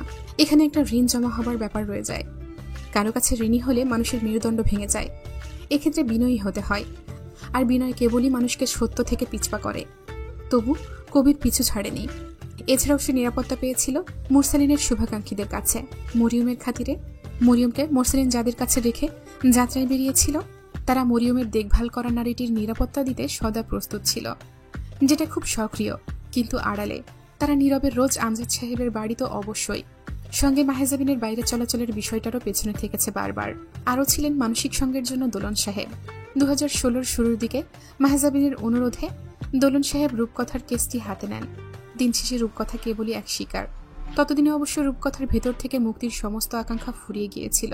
কিন্তু দোলন সাহেবের প্রচেষ্টায় সে খালাস পেল বাংলাদেশের আইনি বন্দিশালা নামক উন্মাদখানা থেকে। তাকে নিতে আসার জন্য কেউ নেই জেনে বেরোবার পর সে পেয়েছিল এক অনাকাঙ্ক্ষিত নারীকে, যাকে সে কারাগারে বসে দিনের পর দিন একটাবার দেখা করতে আসা মানুষদের কাতারে চেয়েছে। মেহজাবিন রূপকথাকে সঙ্গে করে নিয়ে এসেছিল আমজাদ সাহেবের বানিয়ে রেখে যাওয়া ছোট্ট আশ্রয় কেন্দ্রে। এতগুলো মানুষের পেট চালানোর জন্য আমজাদ সাহেবের সামান্য জমি বিক্রির পয়সা নেহাত তুচ্ছ। জয়ামিরের রেখে যাওয়া পয়সা বলতে কিছু আছে, তা কখনো মেহজাবিনের খেয়ালে থাকেনি। কিন্তু সে ভাবি, আম্মু, মরিয়মকে ঠিকই আলাদা করে জিজ্ঞেস করেছিল, আপনারা চাইলে জয়ামিরের রেখে যাওয়া এই টাকা নিজেদের জন্য খরচা করতে পারেন। অনুমতি পেলে আপনাদের খরচে ওই অর্থ ব্যয় হবে। মার্জিয়া কিছুদিন কথা বলেনি তার সাথে। সেই দিনগুলোতে মেহজাবিন খুব ছটফট করে একদিন গিয়ে ভাবির কাছে জিজ্ঞেস করে বসে, কথা বলো না কেন তুমি আমার সাথে? ঠিক মতো খাও না, আরিবাকে আমার কাছে আসতে দাও না। কি করেছি আমি? কোনো ভুল করলে শাস্তি দেন, তবু এভাবে মুখ ফিরে থাকবেন না। মার্জিয়া হেসে ফেলে, আমার মতো মেয়ে লোকের সাধ্যি কোথায় অন্তু তোমার থেকে মুখ ফিরিয়ে থাকার? তোমার ঘাড়ে খাচ্ছি, পড়তেছি। হাসতে হাসতে কেঁদে ফেলার দৃশ্য খুব ভয়ঙ্কর হয়। সেই দৃশ্যই দেখা গেল মার্জিয়ার মুখে। ভাবো তো অন্তু, কত বড় বোঝা আমি আর আমার এতিম মেয়ে এই দুনিয়ার। তুমি বলেছিলা আমার আর আমার সন্তানের ভার নিবা, পারতেছ না। তুমি আমার আর আমার মেয়ের পেট চালাইতে সেই লোকের পয়সা নির্ভর করতে চাও যে আমার সোহাগ কাটছে আমার কাছ থেকে, আমার পেটের মেয়েরে এতিম বানাইছে। বলো, এর চেয়ে লজ্জার আর কিছু হইতে আছে? বলো তো অন্তু, দুনিয়ার উপর কোনো মা মেয়ে কত ভারী হইলে স্বামী আর বাপের খুনির পয়সায় খাওন লাগে? বলো তো। মেহজাবিনের হাত দুটো চেপে ধরে অঝরে কেঁদে ফেলল মার্জিয়া। এতই খায় আমরা? তোমার যাতে ভার না হয় আমি না দর্জির কাজ করি অন্তু। তুমি কেন একটাবার ভাবলা না এই কথা আমার সামনে উচ্চারণ করা ঠিক হবে না তোমার? আমি জানি আমি অকাল বিধবা, আমার স্বামী নাই, একটা দুধের মেয়ে। তাই বলে তুমি আমার স্বামীর খুনের রক্তে মাখা পয়সা আমার জন্য বরাদ্দ করতে চাইবা অন্তু? আমার তো বাপের বাড়ি সচ্ছল ছিল না অন্তু, তাই আমি চাইলেও ওদের কাছে যাইতে পারবো না। মাহজাবিন সহ্য করতে না পেরে ধমকে উঠল। চুপ করুন, আপনি কথা বলার সুযোগই দিচ্ছেন না। পাগল হয়েছেন? আমাকে কি পাথর লাগে আপনাদের? অমানুষ জানোয়ার ভাবতে ভালো লাগে সবার? সবাই কি মনে করেন নিজেদেরকে? আপনাদের ব্যথা আছে, শোক আছে, ঘেন্না আছে, অভিযোগ আছে। আর আমি গাছেরও তো ব্যথা থাকে। আপনারা কেউ সেটা ভাবেন না আমায়? মাহজাবিনের চোখ ছলছল করে, কিন্তু জল গড়ানোর অনুমতি নেই বলে গাল শুকনো রয়ে যায়। ওটা আমার দেনমোহরের টাকা, ওটা অন্তত স্বামী হিসেবে দিয়ে গেছে আমার আসামি। আমি এই অপদার্থ জীবনটাকে সেই নরকের অতিথির কাছে বিক্রি করেছিলাম বাপ আর সমাজের দায়ে। সেই টাকা ওটা আমার, ওটা অবশ্যই জয়ামিরের দেওয়া টাকা, কিন্তু ওতে অধিকার শুধু আমার। তাহলে তুমি কেন আজ পর্যন্ত ওই টাকা থেকে 1 পয়সাও খরচ করো নাই নিজের জন্য? অসুখে যে মরবা কখন জানি, 1 পয়সাও কেন নিজের জন্য ভাঙো নাই? তাহলে আমার মেয়ে আর আমার জন্য ওই টাকার প্রশ্ন উঠাইলা কেন? মাহজাবিনের কাছে জবাব নেই।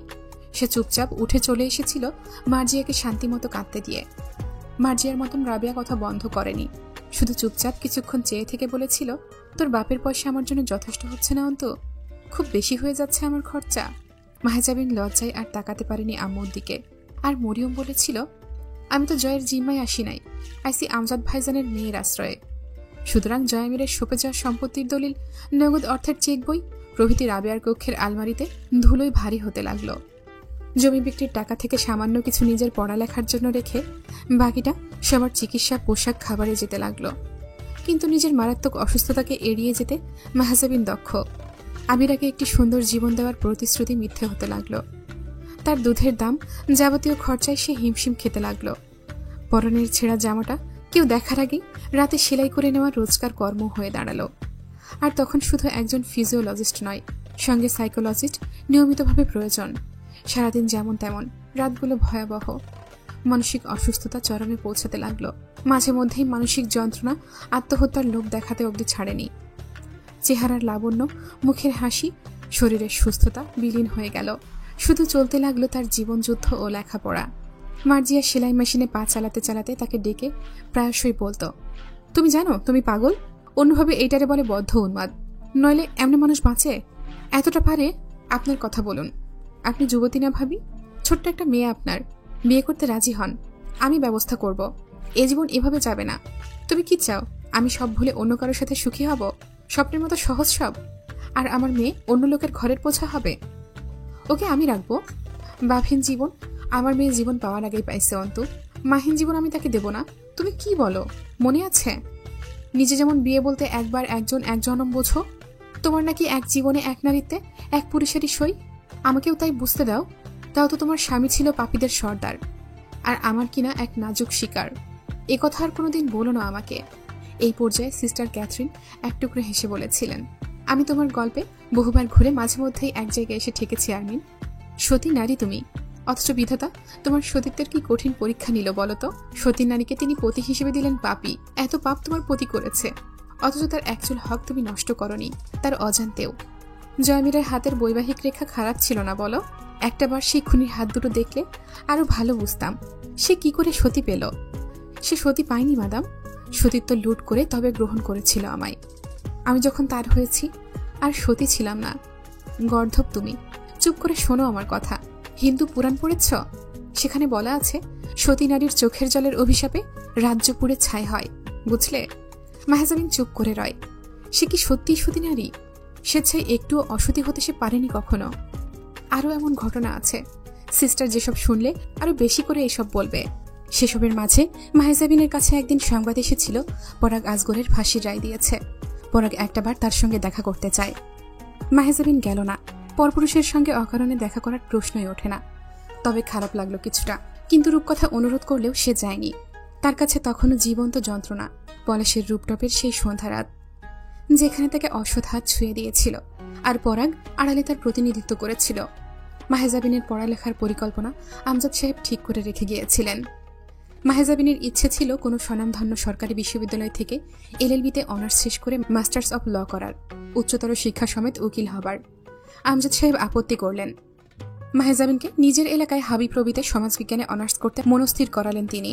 এরপর অনার্স শেষে 2 বছর মেয়াদী LLB কোর্স শেষ করে বার কাউন্সিল পরীক্ষায় বসানোর পরিকল্পনা চূড়ান্ত হলো। কিন্তু মাহেজাবিনের বরাবরই মনে হয়েছে এটা তার জন্য খুব বড় কোনো ক্যারিয়ার হবে না। তবে সেই হিসেবেই পড়ালেখা চলতে লাগলো তার। আমজাদ সাহেবের মৃত্যুবার্ষিকী 27 নভেম্বর তারিখে, 2016 সেই তারিখে রাবেয়া খুব জেদ ধরেছিলেন স্বামী ও পুত্রের কবর জিয়ারত করতে যাবেন। মাহেজাবিনের সাহসী কুলায় না বিষয়টা। সে শেষবার যেবার উন্মাদের মতো ছুটে আব্বুর কবরে গিয়েছিল, তাকে ধরে এনেছিল জয়ামির। আজ মাকে নিয়ে গেলে না জানি মায়ের চেয়েও বেশি বেসামাল হয়। সঙ্গে তাই ভাবিকে নিয়েছিল। এটাও ভুল সিদ্ধান্ত হলো। দুজন আরো বেশি বেকায়দায় পড়ল। তবে তার একটা কারণ আছে। অন্তুর কাছে রোজ আমজাদ সাহেব আসছেন, কথা বলছেন, সময় দিচ্ছেন। রাবেয়া ও মার্জিয়া তো তা পায় না।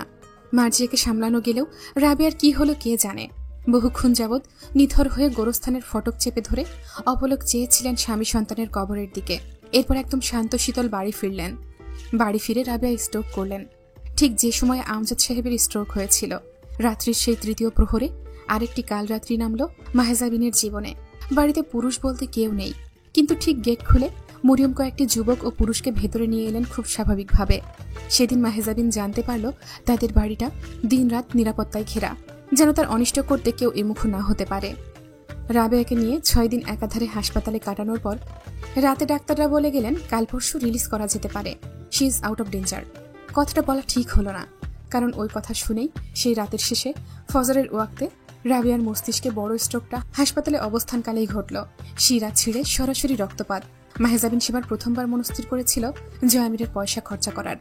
দরকার পড়লে সেই অপারেশনে সে সব টাকা খরচ করে দেবে।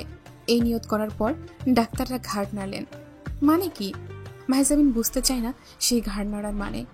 জীবনকে সে এত স্বেচ্ছাচারিতা কোনোভাবেই করতে দিতে পারে না। জীবন পেয়েছে কি তাকে? ডাক্তারদের কাজ কি? একবার ঘাড় নেড়েছে, আব্বু পালিয়েছে, আবার সেই ঘাড় নাড়ানি। সেই সকাল পেরিয়ে সন্ধ্যা হবার আগেই রাবেয়ার জবান বন্ধ হয়ে গেল। তখন মাহেজাবিন আসরের ওয়াক্তে জোহরের কাজা আদায় করছে হাসপাতালের নোংরা বারান্দার কোণে। মরিয়ম গিয়ে আলগোছে তুলে আনেন মাহেজাবিনকে। মাহেজাবিন এসে দেখে আম্মু কাঁদছে। বাপ মায়ের ওপর সমস্ত বিশ্বাস সেই দিন মাহেজাবিনের ফুরিয়ে গেল। এরা এক একটা চূড়ান্ত পর্যায়ের বেঈমান।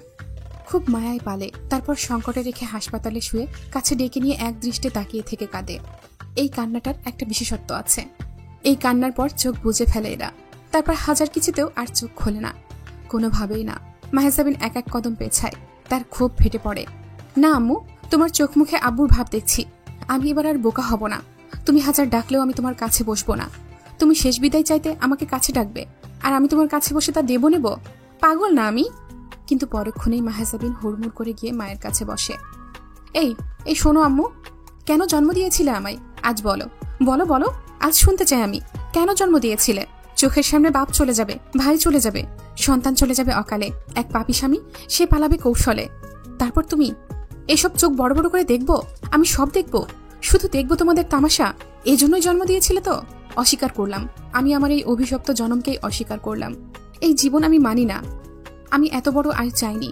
নাকি তোমরা সবাই নিজেদের আয়ু কেটে আমাকে দিয়ে যাচ্ছ যাতে আমি বেঁচে থাকি আর দেখি? এত সাজার জন্ম না ফুরাক আমার। কিসের সাজা আম্মু? তুমি বলো। জন্ম তো তুমি দিয়েছ।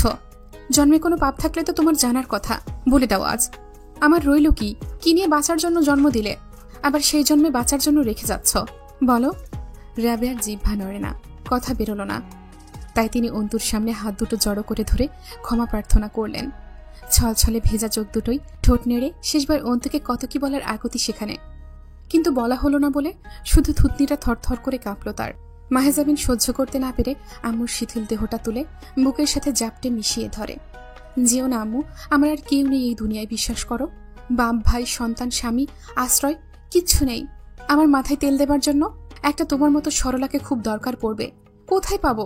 কোথায় যাব? একজন চলে গেছে আমাকে রাস্তা পার হওয়া না শিখিয়েই।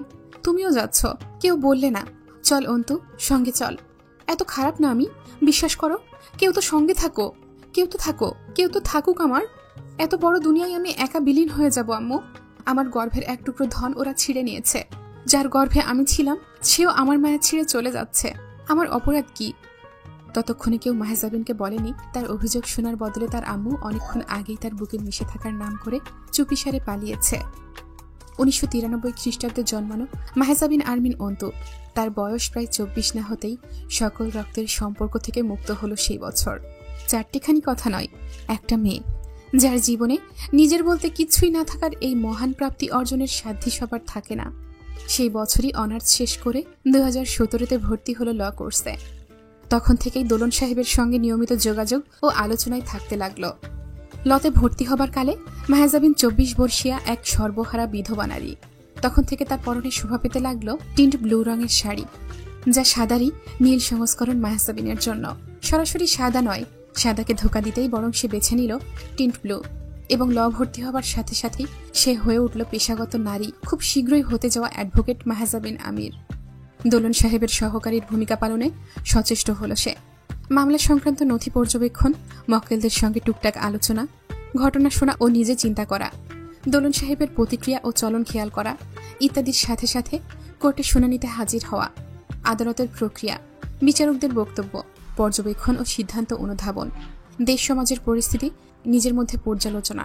এ পর্যায়ে সে ভীষণ ব্যস্ত হয়ে পড়ল অবশেষে নিজের স্বপ্ন ও গন্তব্যের পথে। সাথে আইনি গবেষণা, কেস স্টাডি, দোলন সাহেবের দেয়া ফাইল সলভ করার চেষ্টা।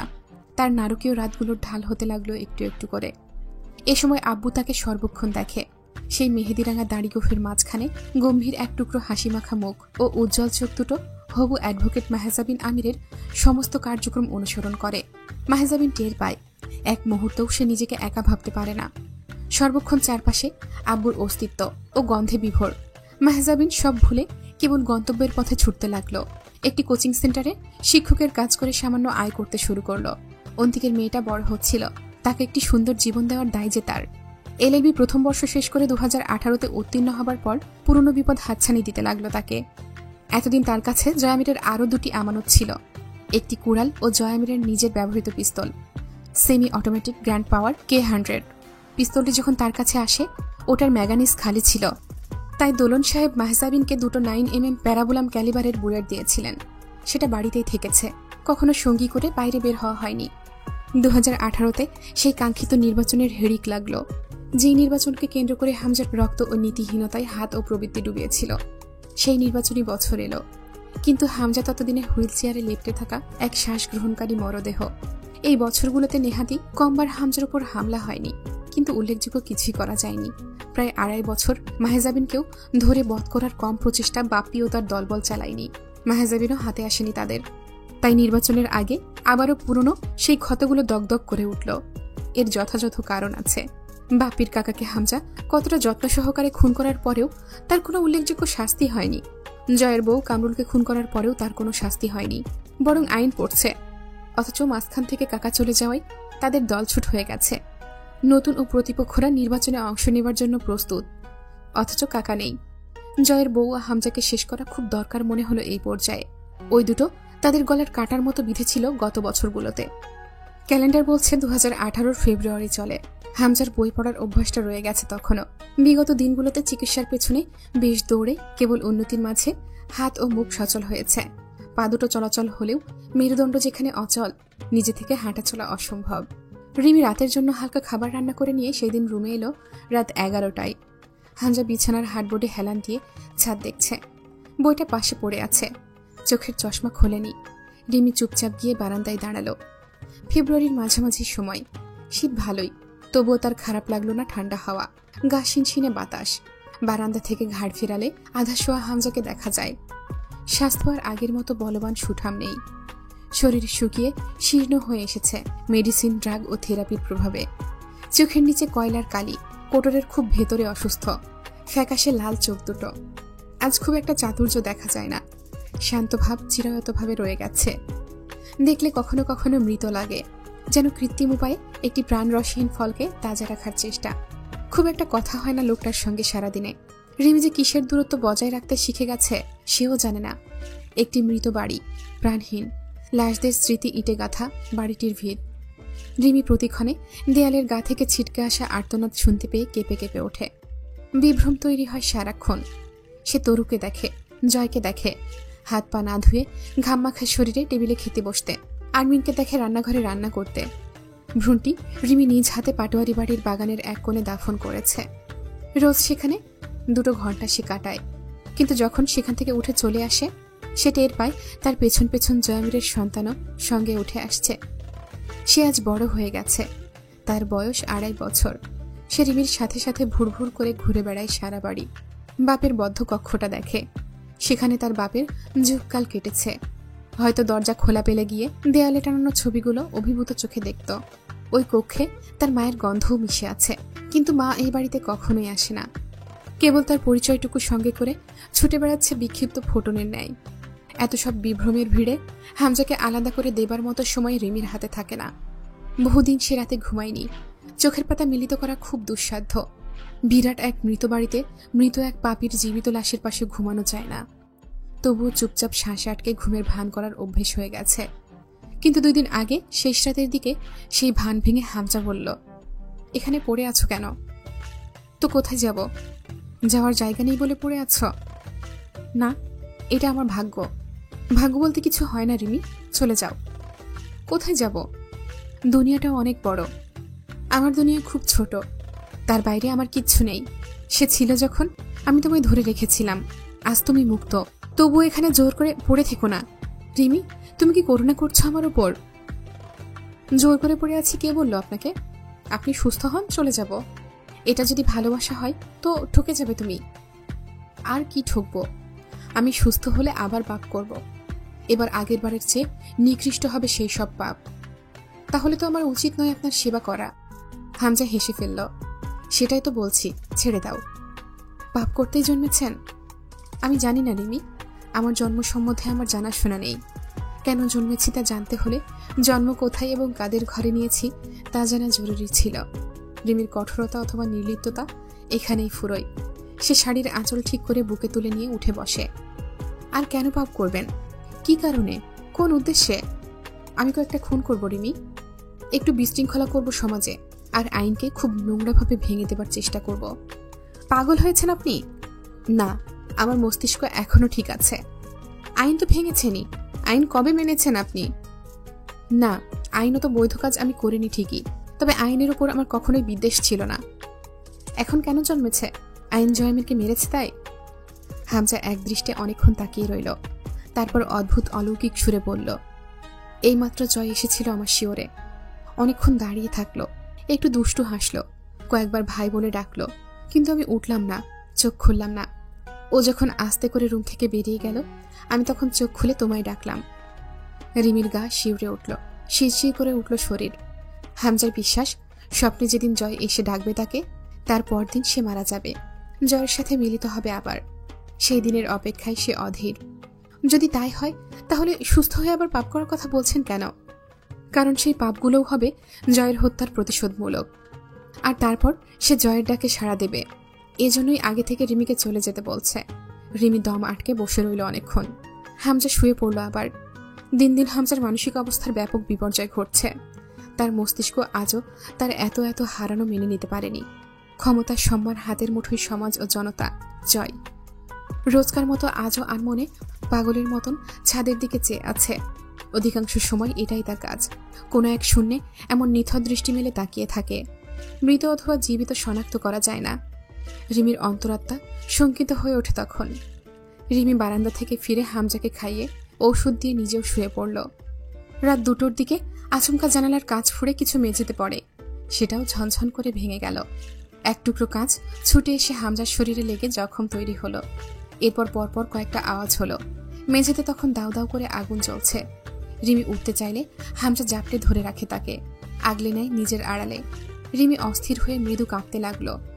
হামজা বলল, ককটেল ছুঁড়েছে, অ্যালকোহলে লাগা আগুন, নিভে যাবে খানিক পর, উঠো না। যেই থাকুক বাইরে, তারা চাইছে আমরা মেঝের বরাবর যাই, আক্রমণ সহজ হোক। কারা কারা করছে এমন? এ ধরনের কাজ করতে পারে এমন লোকের অভাব তো রাখিনি আমি রিমি। শান্ত হও, কিচ্ছু হবে না, আমি আছি। রিমির বলতে ইচ্ছে করলো, আপনি অসুস্থ, আপনাকে সামলাতে আমাকে লাগবে। আপনি কি করবেন? কাউকে প্রয়োজন এখন? বলল না। তখনই সে টের পেল হামজার বুক থেকে তিরতির করে রক্ত ঝরছে। সে আবারও আঁতকে উঠল। নিচতলায় সিঁড়ি সংলগ্ন ফটকেও আওয়াজ হলো, অর্থাৎ আততায়ীরা ভেতরে ঢোকার প্রচেষ্টায় ত্রুটি করছে না। রিমি অস্থির হয়ে হামজার বুকে হাত চেপে ধরল। তার হাত ভিজে উঠল। আপনি কি কিছুই করবেন না? রক্ত পড়ছে তো, বাইরে কারা থাকতে পারে? কবির হামজার কাছে আসে না, আজ অব্দি হামজার সামনে আসেনি সে। মাঝে মধ্যে রিমির ডাক আসে, রিমির সঙ্গে কথা বলে ফিরে যায়। হামজাকে চোখের দেখাটুকু অব্দি দেখার প্রবণতা নেই তার। তবুও রিমি তাকে কল করলো, কিন্তু কবির তার ছেলেদেরকে নিয়ে পাটোয়ারি বাড়িতে পৌঁছানোর আগেই তাণ্ডব শেষ করে বাপির লোকজন নিয়ে চলে যায় খুব কৌশলে। বহুদিন আগেই তারা পাটোয়ারি বাড়ির দুর্গে ঘেরা উঁচু সুরক্ষিত প্রাচীর টপকে ভেতরে আসার ব্যবস্থা করে নিয়েছে। সেই ঘটনা মাহেসাবিন জানল না। পরের দিন বিকেলের পর দোলন সাহেবের কাছ থেকে ফেরার পথে সন্ধ্যা নেমে এলো। দোলন সাহেবের বাসা থেকে বাসেরহাট ফেরার পথে মাঝে সুইহারি খ্রিস্ট আশ্রম পড়ে। তার আগেই মাহেসাবিন টের পেল চেনা অচেনা কয়েকজন লোক তাকে অনুসরণ করছে। এটা প্রথম নয়, বিগত দিনগুলোতে বাইরে বেরোবার পর সে কখনোই আশা রাখেনি আবার জীবিত হলে বাড়ি ফিরবে। বহুবার জানের ঝুঁকি তাকে ছুঁয়েও পাশ কাটিয়ে গেছে, সেদিনও সেটা তীব্র হলো। মাহেজাবিন এখন রাস্তা পার হতে শিখেছে, কারণ আব্বু নেই এখন তার হাতটা শক্ত করে ধরে রাস্তা পার করানোর জন্য। কিন্তু তার পথ ফুরোয়নি, তা বরং দুর্গম হয়েছে। রাস্তা পার হয়ে দ্রুত রিক্সা ধরল সে, কিন্তু লোকগুলো এসে রিক্সাওয়ালাকে থামিয়ে বলল, যাত্রী নামাই দেন মামা, ও আর যাইতো না। রিক্সাওয়ালা একটু ইতস্তত করছিল বটে, কিন্তু সে সচেতন নাগরিক। যারা তাকে কথাটা বলেছে তাদের কথা শোনাটাই বুদ্ধিমানের বৈশিষ্ট্য। মাহেজাবিন নিজে থেকেই নেমে দ্রুত পা চালাতে লাগলো। এক পর্যায়ে সে দৌড়াতে লাগলো। শীতের সন্ধ্যা, তবুও বোরখার নিচে শরীর ঘেমে চুপচুপে হয়ে উঠল। কিন্তু পেছনের লোকগুলো তাকে বেশি দূর দৌড়াতে দিল না। একখানা চাপড় ঠিক ডান পায়ে তাক করে ছুড়ল। পায়ের কবজার ওপরের একদলা মাংসপেশি আলগা করে নিয়ে চাপড় পড়ে যায় মাটিতে, সাথে মাহেজাবিনও। আশপাশটা ফাঁকা, কেউ থাকলেও তাকে রক্ষা করতে আসার বেকুবি কেউ করবে না। জনগণ বরাবরই সচেতন। মাহেজাবিনের সাথে সেদিন ভয়াবহ কিছু ঘটার ছিল। মাহেজাবিন রক্তাক্ত পা নিয়ে আবার দৌড়ায়। বিশেষ লাভ হবার নয়, তাকে ধরে ফেলল বাপ্পি সেই কালেই হামজার কাছে জয়ের বউয়ের আবদার করেছিল। অর্থাৎ শুধু জানের বদলে জান নয়, তার আরও কিছু চাই। মাহেজাবিন আবারও মাটিতে পড়ে গেলে বাপ্পি এলোপাথাড়ি মুখে বুকে মাথায় লাথি মারতে লাগলো। মাহেজাবিনের ঠোঁট মুখ ফেটে রক্ত ছুটে এলো। তার নেকাব আবারও সেদিন খুলে ফেলা হলো এলোমেলো আঘাতে।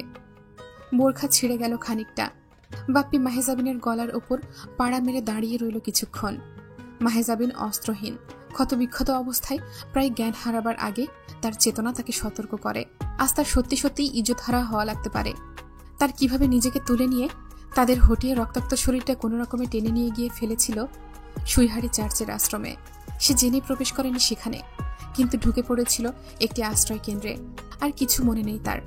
যখন তার আবার চেতনা ফিরল, তখন সে চোখের সামনে পেল একজন ব্রতী খ্রিস্টান সিস্টারকে, সিস্টার মেরি ক্যাথরিন। প্রায় মাসখানেক মাহেজাবিন সেখানে সিস্টার ক্যাথরিনের সেবায় থেকেছে। এক সামে 1 লক্ষের অধিক প্রশ্ন ও কৌতূহল ক্যাথরিন জমিয়েছিল এক অজ্ঞাত যুবতী নারীকে নিয়ে। মাহেজাবিন জবাব দেয়নি। সে বলেছিল বলবে কখনো। সিস্টার ক্যাথরিনকে সে আমন্ত্রণ জানিয়ে এসেছিল। এর মাঝে হামজা অসংখ্য সংবাদ পাঠায় তার কাছে। হামজার আন্দাজ শক্তি তার চূড়ান্ত অসুস্থতার ঊর্ধ্বে। সে নিজের উপর হওয়া হামলা সেই রাতেই আন্দাজ করেছিল। এরপর সেদিন জানতে পারল আরমিন নিখোঁজ। মাহেজাবিন গোটা 1 মাস পুরো চেনা জগৎ থেকে বিচ্ছিন্ন থেকেছে। মার্জিয়া কেঁদে কেঁদে পাগল হয়েছে। কোনো খবর নেই, জানা নেই মাহেজাবিন কোথায়। তখনও মানুষের মুখে মুখে প্রচলিত জয়ামিনের বলাৎকার স্ত্রী নিখোঁজ। সে কোন চিলশুকুনে টেনে ছিঁড়ে খেয়েছে, ওই হদিস আর পাওয়া যায়? রিমি সেবার প্রথম পাটোয়ারি বাড়ির সীমানা ছেড়ে বেরিয়ে বরাবর আমজাদ সাহেবের কুঠুরিতে যাতায়াত করেছে। রূপকথার সঙ্গে কথা বলে চলে আসতে হয়েছে। রূপকথার দৃঢ় বিশ্বাস সকলকে বিশ্বাস জুগিয়েছে মাহেজাবিন ফিরে আসবে। ওই মেয়ে ফুরাতে পারে না। তার জীবন যেসব ঝড়ে টালমাটাল হয়ে আজও বহমান, সে হুট করে এভাবে ফুরিয়ে যাবে না। হামজা ওই মাসখানেকের সময়টাতে আরমিনের খোঁজে চরম ব্যস্ত হয়েছিল। কেননা বাপ্পির ধারণা হামজাকে জয়ের বউ এবং জয়ের বউকে হামজা দুজনকে টিকিয়ে রেখেছে। দুজনে মিলে এমপিকে ধ্বংস করে ছেড়েছে। দুজন এক, সুতরাং দুজন চিরবিরোধী দুশ্মন ঘটনাক্রমে এক বাপ্পির দুশ্মন হয়ে ওঠার ব্যাপারটিতে হামজাও হেসেছিল। সে নিজেও চিন্তিত হয়েছিল বিরোধী নারীর এভাবে নিখোঁজ হওয়ার ঘটনায়। মাসখানেক পর কিছুটা সুস্থ হয়ে খোড়া পায়ে মাহেজাবিন ফিরল বাড়িতে। তার পরদিন হামজার লোক এলো মাহেজাবিনের কাছে। মাহেজাবিন দীর্ঘশ্বাস ফেলে। এটা বুঝে যে তাকে এখন অবধি হামজা নজরে রেখেছে। হামজা তাকে একবার পাটোয়ারি বাড়িতে ডেকেছে, কিছু আলাপ আলোচনা করার আছে বলে। তার জবাবে মাহেজাবিন ক্লান্ত হাতে একখানা ছোট্ট চিঠি লিখেছিল কেবল, আপনার সঙ্গে আমার কোনো আলাপ আলোচনা থাকতে পারে না। শেষবার যেখানে দেখা হয়েছিল আমি আশা রাখি আবার দেখাটা আমার আপনার সেখানেই হবে। সেদিন আপনার বিপক্ষের আইনজীবী হিসেবে আমি থাকলে খুব বেশি অবাক না হবার পরামর্শ থাকবে আমার, এবং কথাটাও সেখানেই হবে। আপনি আসামি এবং আমি প্রসিকিউটর হিসেবে অনেক কথাই হবে আশা করি, খুব শীঘ্রই। ততদিন অপেক্ষা করুন এবং যথাসম্ভব সুস্থ হন। আপনার সুস্থতা একান্তই কাম্য। রিমিকে আমার অনুরাগ জানাবেন। সে এসেছিল আমার সঙ্গে দেখা করতে, দেখা হয়নি, তাকে আসতে বলবেন। আমি আর কখনোই পাটোয়ারি বাড়িতে পা রাখবো না, তাই বলে তার সঙ্গে আমার পরিচয় ফুরাবে না। এরপর গুনে গুনে কেটে গেল মাঝখানে কম বেশি 3টে মাস। হঠাৎই একদিন 29শে জুন বিকেলে মাহেজাবিনের ঠিকানায় এসে পৌঁছালেন সিস্টার ক্যাথরিন। মাহেজাবিনের জীবনে আসা অবরুদ্ধ নিষেধগুলোর বিবরণ শুনতে। মাহেজাবিনের ল শেষ হতে তখন খুব বেশি দেরি নেই, আর কিছুদিন। এরপর বার কাউন্সিল পরীক্ষা, সেখানে উত্তীর্ণ হলে সে একজন আইনজীবী, অ্যাডভোকেট মাহেজাবিন আমির। সিস্টার ক্যাথরিন অতীত শুনতে শুনতে গোটা একটা রাত, তারপরেও একটা দিন অবধি মাহেজাবিনের কাছে কাটিয়ে গিয়েছিলেন। সাথে প্রতিশ্রুতি নিয়ে গিয়েছিলেন খুব শীঘ্রই একবার পাটোয়ারি বাড়িতে মাহেজাবিনকে সঙ্গে নিয়ে তিনি যেতে চান। মাহেজাবিন যেতে না চাইলেও জোরপূর্বক নিয়ে যেতে চান। জামিরের ফটো দেখতে চান, হামজার অবস্থা তিনি সচক্ষে দেখতে চান, তার নিষ্পাপ বধূ রিমিকে দেখতে চান। কিন্তু পরিকল্পনা করাটাই উচিত নয় জীবনে। সেদিনের 5 মাস পর মাহেজাবিন খবর পেল সুইহারি মঠের একজন সিস্টার মেরি ক্যাথরিন মৃত্যুবরণ করেছেন। মাহেজাবিন গিয়েছিল দেখতে। তখন আর মাহেজাবিনের কাছে পাটোয়ারি বাড়ি দেখার আবদার করা ব্রতী নারীটিও জীবিত নেই। তার আবদারে আরেকটিবার হয়তো মাহেজাবিন পাটোয়ারি বাড়িতে এবং অভিশপ্ত আমির নিবাসে কদম রাখত। তা আর হয়নি। সিস্টার ক্যাথরিন কেবল মঠে শিক্ষাদানের কাজই নয়, তিনি হাসপাতাল এবং আশ্রমগুলোতে অসুস্থদের সেবায় নিয়োজিত ব্রতী ছিলেন। তার কাছেই গোপনে রয়ে গেল মাহেজাবিনের এক জীবনের বিবরণ। এরপর আরও কয়েকটি বছর কেটে গেল, সেই দিন থেকেও যেদিন মাহেজাবিন নিজের দুর্গম জীবনের অতীতের পাতাগুলো মেলে ধরেছিল এক সংসারহীন নারীর কাছে। আজ আবার 29 জন, কিন্তু খ্রিস্টাব্দ 2019। আজ সে একজন প্রসিকিউটিং অ্যাডভোকেট। এই তারিখটি অদ্ভুত ছিল। জয়ামিরের জন্মদিন এটি। এই বছর 32তম জন্মদিন। লোকটার জন্মদিনের হিসেবে মাহেজাবিনের কাছে কয়েকটি জিনিস গচ্ছিত রেখে গেছে। 75তম জন্মদিন অবধি উল্লেখ করে গেছে সেগুলো রেখে দিতে, এবং সেই হিসেবে সাথে একটি রক্তমাখা ঘড়ি রেখে গেছে, যেটি বের করতে হলে একটি কাগজ টান করতে হয়। সেই কাগজটিতে জয়ামির কিছু হিজিবিজি লিখে গেছে।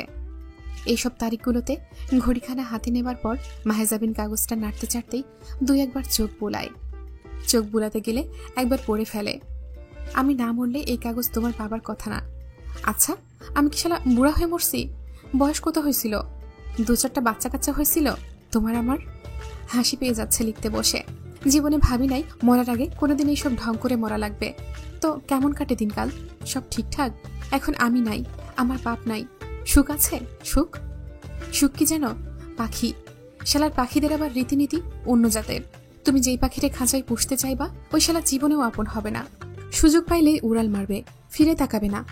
সহজ না ম্যাডাম, আপনার জীবন খুব কঠিন হবে। আপনি আইনজীবী হবেন, হন, তাই বলে আমার মতো জয়ামিরদের বিপক্ষে হয়েন না। এক জয়ামিরের বিপক্ষে গেলেন, আপনি তার তরে হয়ে গেলেন। আবার কোন শালার বিপক্ষে যাবেন? সেই শালায় না, বিপক্ষে গিয়ে একবার তো দেখলেন কি হয় এই পথে। আপনি পথিক ভালো, কিন্তু আপনার পথ না। এই দুনিয়া আপনার নীতিবোধ কেড়ে নিয়ে আপনাকে পরি থেকে শয়তান বানাতে সর্বদা সচেষ্ট। হার্ভি ডেন্ট বলেছিলেন, হয় তুমি নায়ক হিসেবে মৃত্যুবরণ করো, নয়তো বেঁচে থাকো নিজেকে একসময় খলনায়ক হয়ে যেতে দেখার জন্য। আমি মরলাম না, বেঁচে রইলাম। সেদিন মরলে কি হতো জানো? সর্বহারা এক ত্যাগী নায়ক নিষ্পাপ জয়ামির হিসেবে মরে যেতাম। কিন্তু বেঁচে থাকতে গিয়ে আমি নিজেকে তোমার মতো নীতিবানদের চোখে ঘৃণিত এক পাপিষ্ঠ হয়ে যেতে দেখলাম। কিন্তু আমি থামালাম না নিজেকে। আমার মন চাইল না, কারণ আমি ততদিনে শিখে গেছি মানুষেরা বাঁচে না, বেঁচে থাকতে হলে অমানুষ হতে হবে। যে রাজনীতির দায়ে আমি বাপ হারিয়েছি, মারে নষ্ট হয়ে মরতে দেখেছি, দাদার মাথা থেকে গলা আলাদা হয়ে চাচার কোলে চড়ে নিজের পরিচয় থুইয়ে বাইর হয়ে আসছি পথে। যেই পথে খালি খিদে, নিজের পেটের খিদে, পথের খিদে, পথের পথিকদের খিদে। এই পথে রোজ আমার মতো জয়ামিররা পয়দা হয়, কিন্তু শালা দুনিয়ার কিচ্ছু যায় আসে না।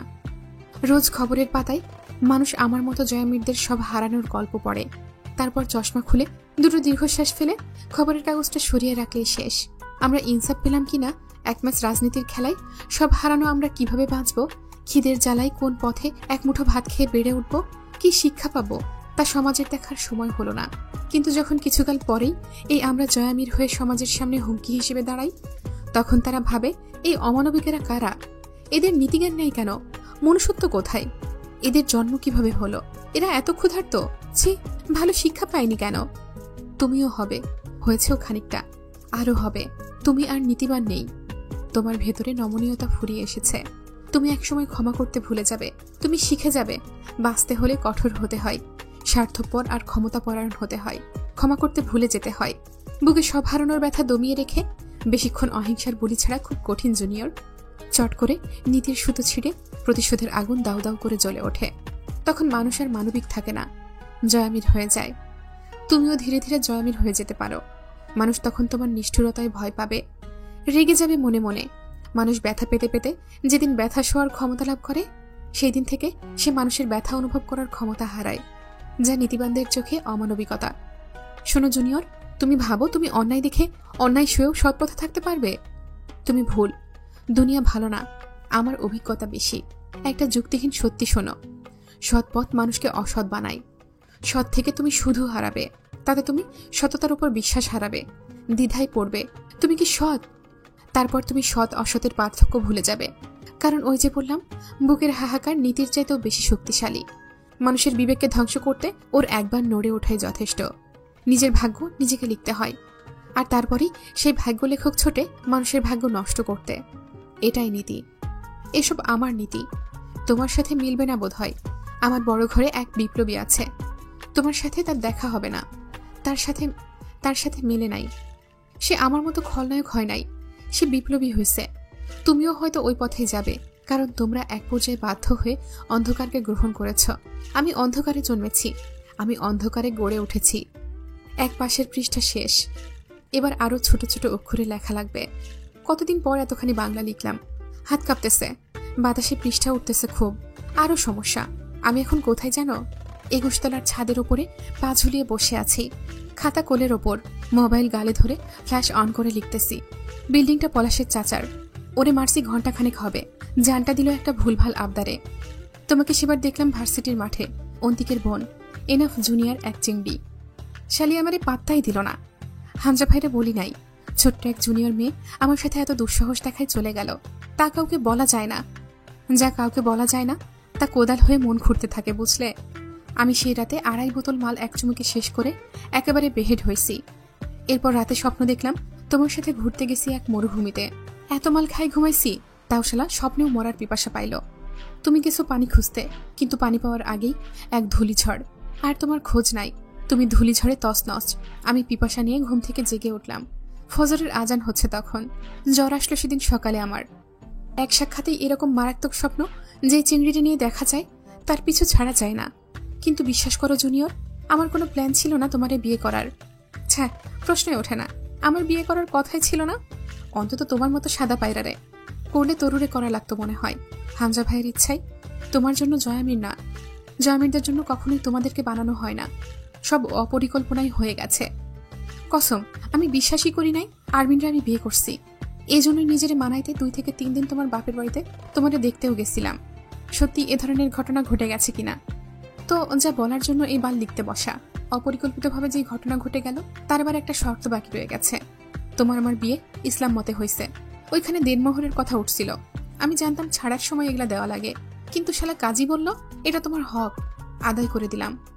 তোমার দেনমোহর শোধ। তো এখন কি, আমার সব ছোঁয়া ভুলে যাবা? মানুষ কিছু দিয়ে মূল্য না পাইলে তা আজীবন মনে রাখে। মূল্য পরিশোধ হইলে দেনা পাওনা শেষ, সাথে স্মৃতিও। না, তুমি নিজেরে বিক্রি করো নাই, আবার কোনোদিন আমার নামেও করবা না, এটা নিশ্চিত। চাইলাম না তোমারে, যাও।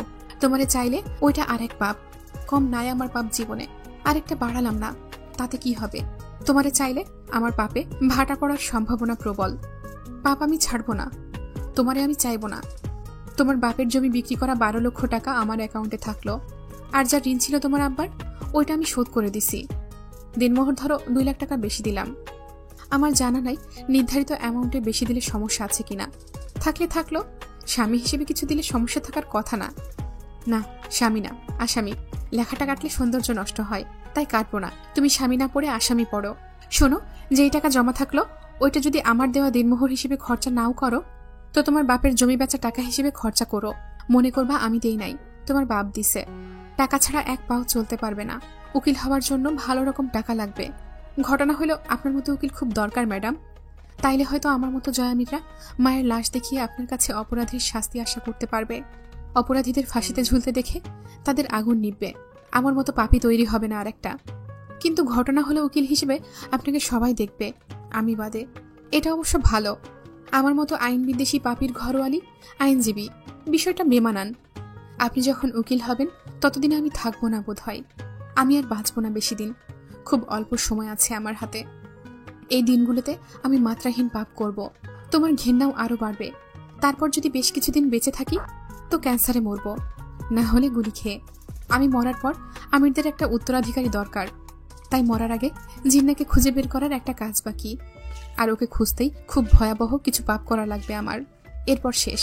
পাপ থামতে হলে পাপীকে মরে যেতে হয়। এমনিতেও রক্তের অবস্থা খারাপ। ব্লাড সেলের পেছন মারা গেছে। বনমেরও ড্যামেজ। বেদম মার খাওয়ার পর কোনোবার ঠিকমতো চিকিৎসা করা হয় নাই। ক্যান্সার না হলে আমি অলৌকিক মানুষ হয়ে যাইতাম। মেলা সমস্যা শরীরে। এখনো মাংসের ভেতর কামড়াচ্ছে। শরীর ভালো না, জ্বর আসবে মনে হয়। জীবনে ভালো আমি হইতে পারতাম, হইলাম না কেন জানা নাই। আমির পরিবারে বড় বাবা ছাড়া কেউ আমার মতো ছিল না। সবচেয়ে বড় দ্বন্দ্ব কোথায় লাগে জানো? আমি পাপ করতে না চাইলে দুনিয়া ছাড়তে হবে, আর বেঁচে থাকলে আমি পাপ ছাড়ব না। আমার কাছে পাপের কারণ নাই, কিন্তু খুন আবার মদের মতো। প্রথমবার জোশে এক ঢোক গিললে পরের বার নেশায় এক বোতল লাগে। এরপর হাতের বাঁধন ছুটে গেলে আর বিবেক কাজ করে না। আর আমি তো রক্তে অভ্যস্ত খুব ছোটকালে। আমার কাছে পাপ পাপ না, আমি পাপ পুণ্য বুঝি না। তো ঘেন্না টেন্না করো তো এখনো, নাকি? বেশি করার দরকার নাই, আমার ইগোতে লাগবে। তবে শেষ হওয়া যাবে না কিন্তু। ওইটুকু আমার। আর কিচ্ছু নাই তোমার কাছে আমাকে দেবার মতো। তুমি নিজেই কাঙাল। কিচ্ছু নাই আমার জন্য তোমার কাছে। তোমার ওই ঘৃণাটুকু আমার থাকলে ক্ষতি নাই। আমি নিজে এই জীবনে আমার থেকে পরিবার কেড়ে নেওয়া আসামিদের ক্ষমা করি নাই। তুমিও করো না। এইখানেই তোমার আমার নীতির মিল থাক।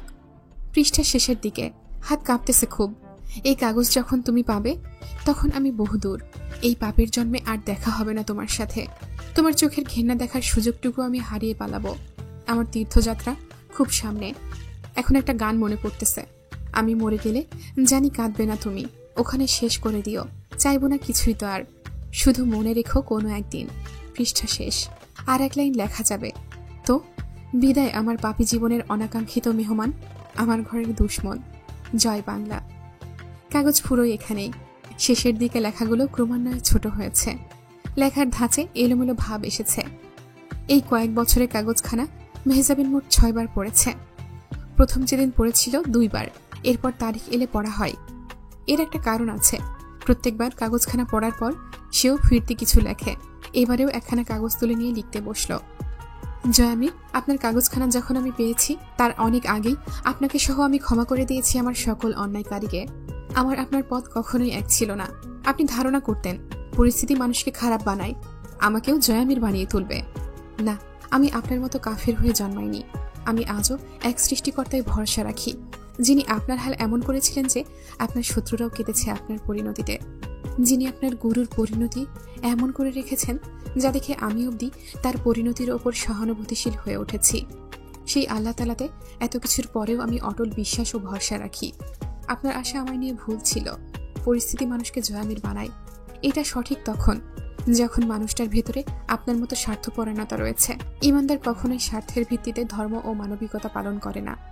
সর্ব অবস্থায় এক আল্লাহ ও মানবিকতার উপর কায়েম থাকাটাই ঈমান। আপনার মতো নরবরে ঈমানদার আর স্বার্থপর এমনিতেও ভালো মানুষ হয় না পৃথিবীতে। মাকে ধর্ষিতা হতে দেখলেন, 2-4 বার আল্লাহকে ডাকলেন, তিনি সাড়া দিলেন না। আপনার কাছে হয়ে গেল সেই মহান সত্তা অস্তিত্বহীন।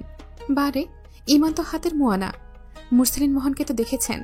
1000 ফোঁটা রক্তেও একই দৃঢ়তা, একই বিশ্বাস। আপনি ঈমানদারদের ইতিহাস জানেন না। তারা চূড়ান্ত বর্বরতার সামনেও সেই এক রবের সাক্ষ্য দিয়ে প্রাণ হারায় হাসতে হাসতে। আপনি তাদেরকে জানলে নিজেকে অবশ্যই একজন মুসলমান ঘরের সন্তান হিসেবে ধিক্কার দিতেন। আপনি জন্মেছিলেন অবিশ্বাসী হয়ে। পরিস্থিতির দোষ দিয়ে গা বাঁচাতে চাইলে ওটা আমার কাছে অগ্রহণযোগ্য। আপনি প্রতিশোধের কথা বলেছেন, মেনে নিলাম যান। যারা আপনার সঙ্গে অন্যায় করেছিল তাদেরকে শাস্তি দিয়েছেন। তারা সংখ্যায় কয়জন? অথচ আপনার হাত শত মানুষের রক্তে রাঙা। ওগুলো কি ছিল? কিসের প্রতিশোধ ছিল? নিরীহ নিষ্পাপ প্রাণগুলোর অপরাধ কি ছিল?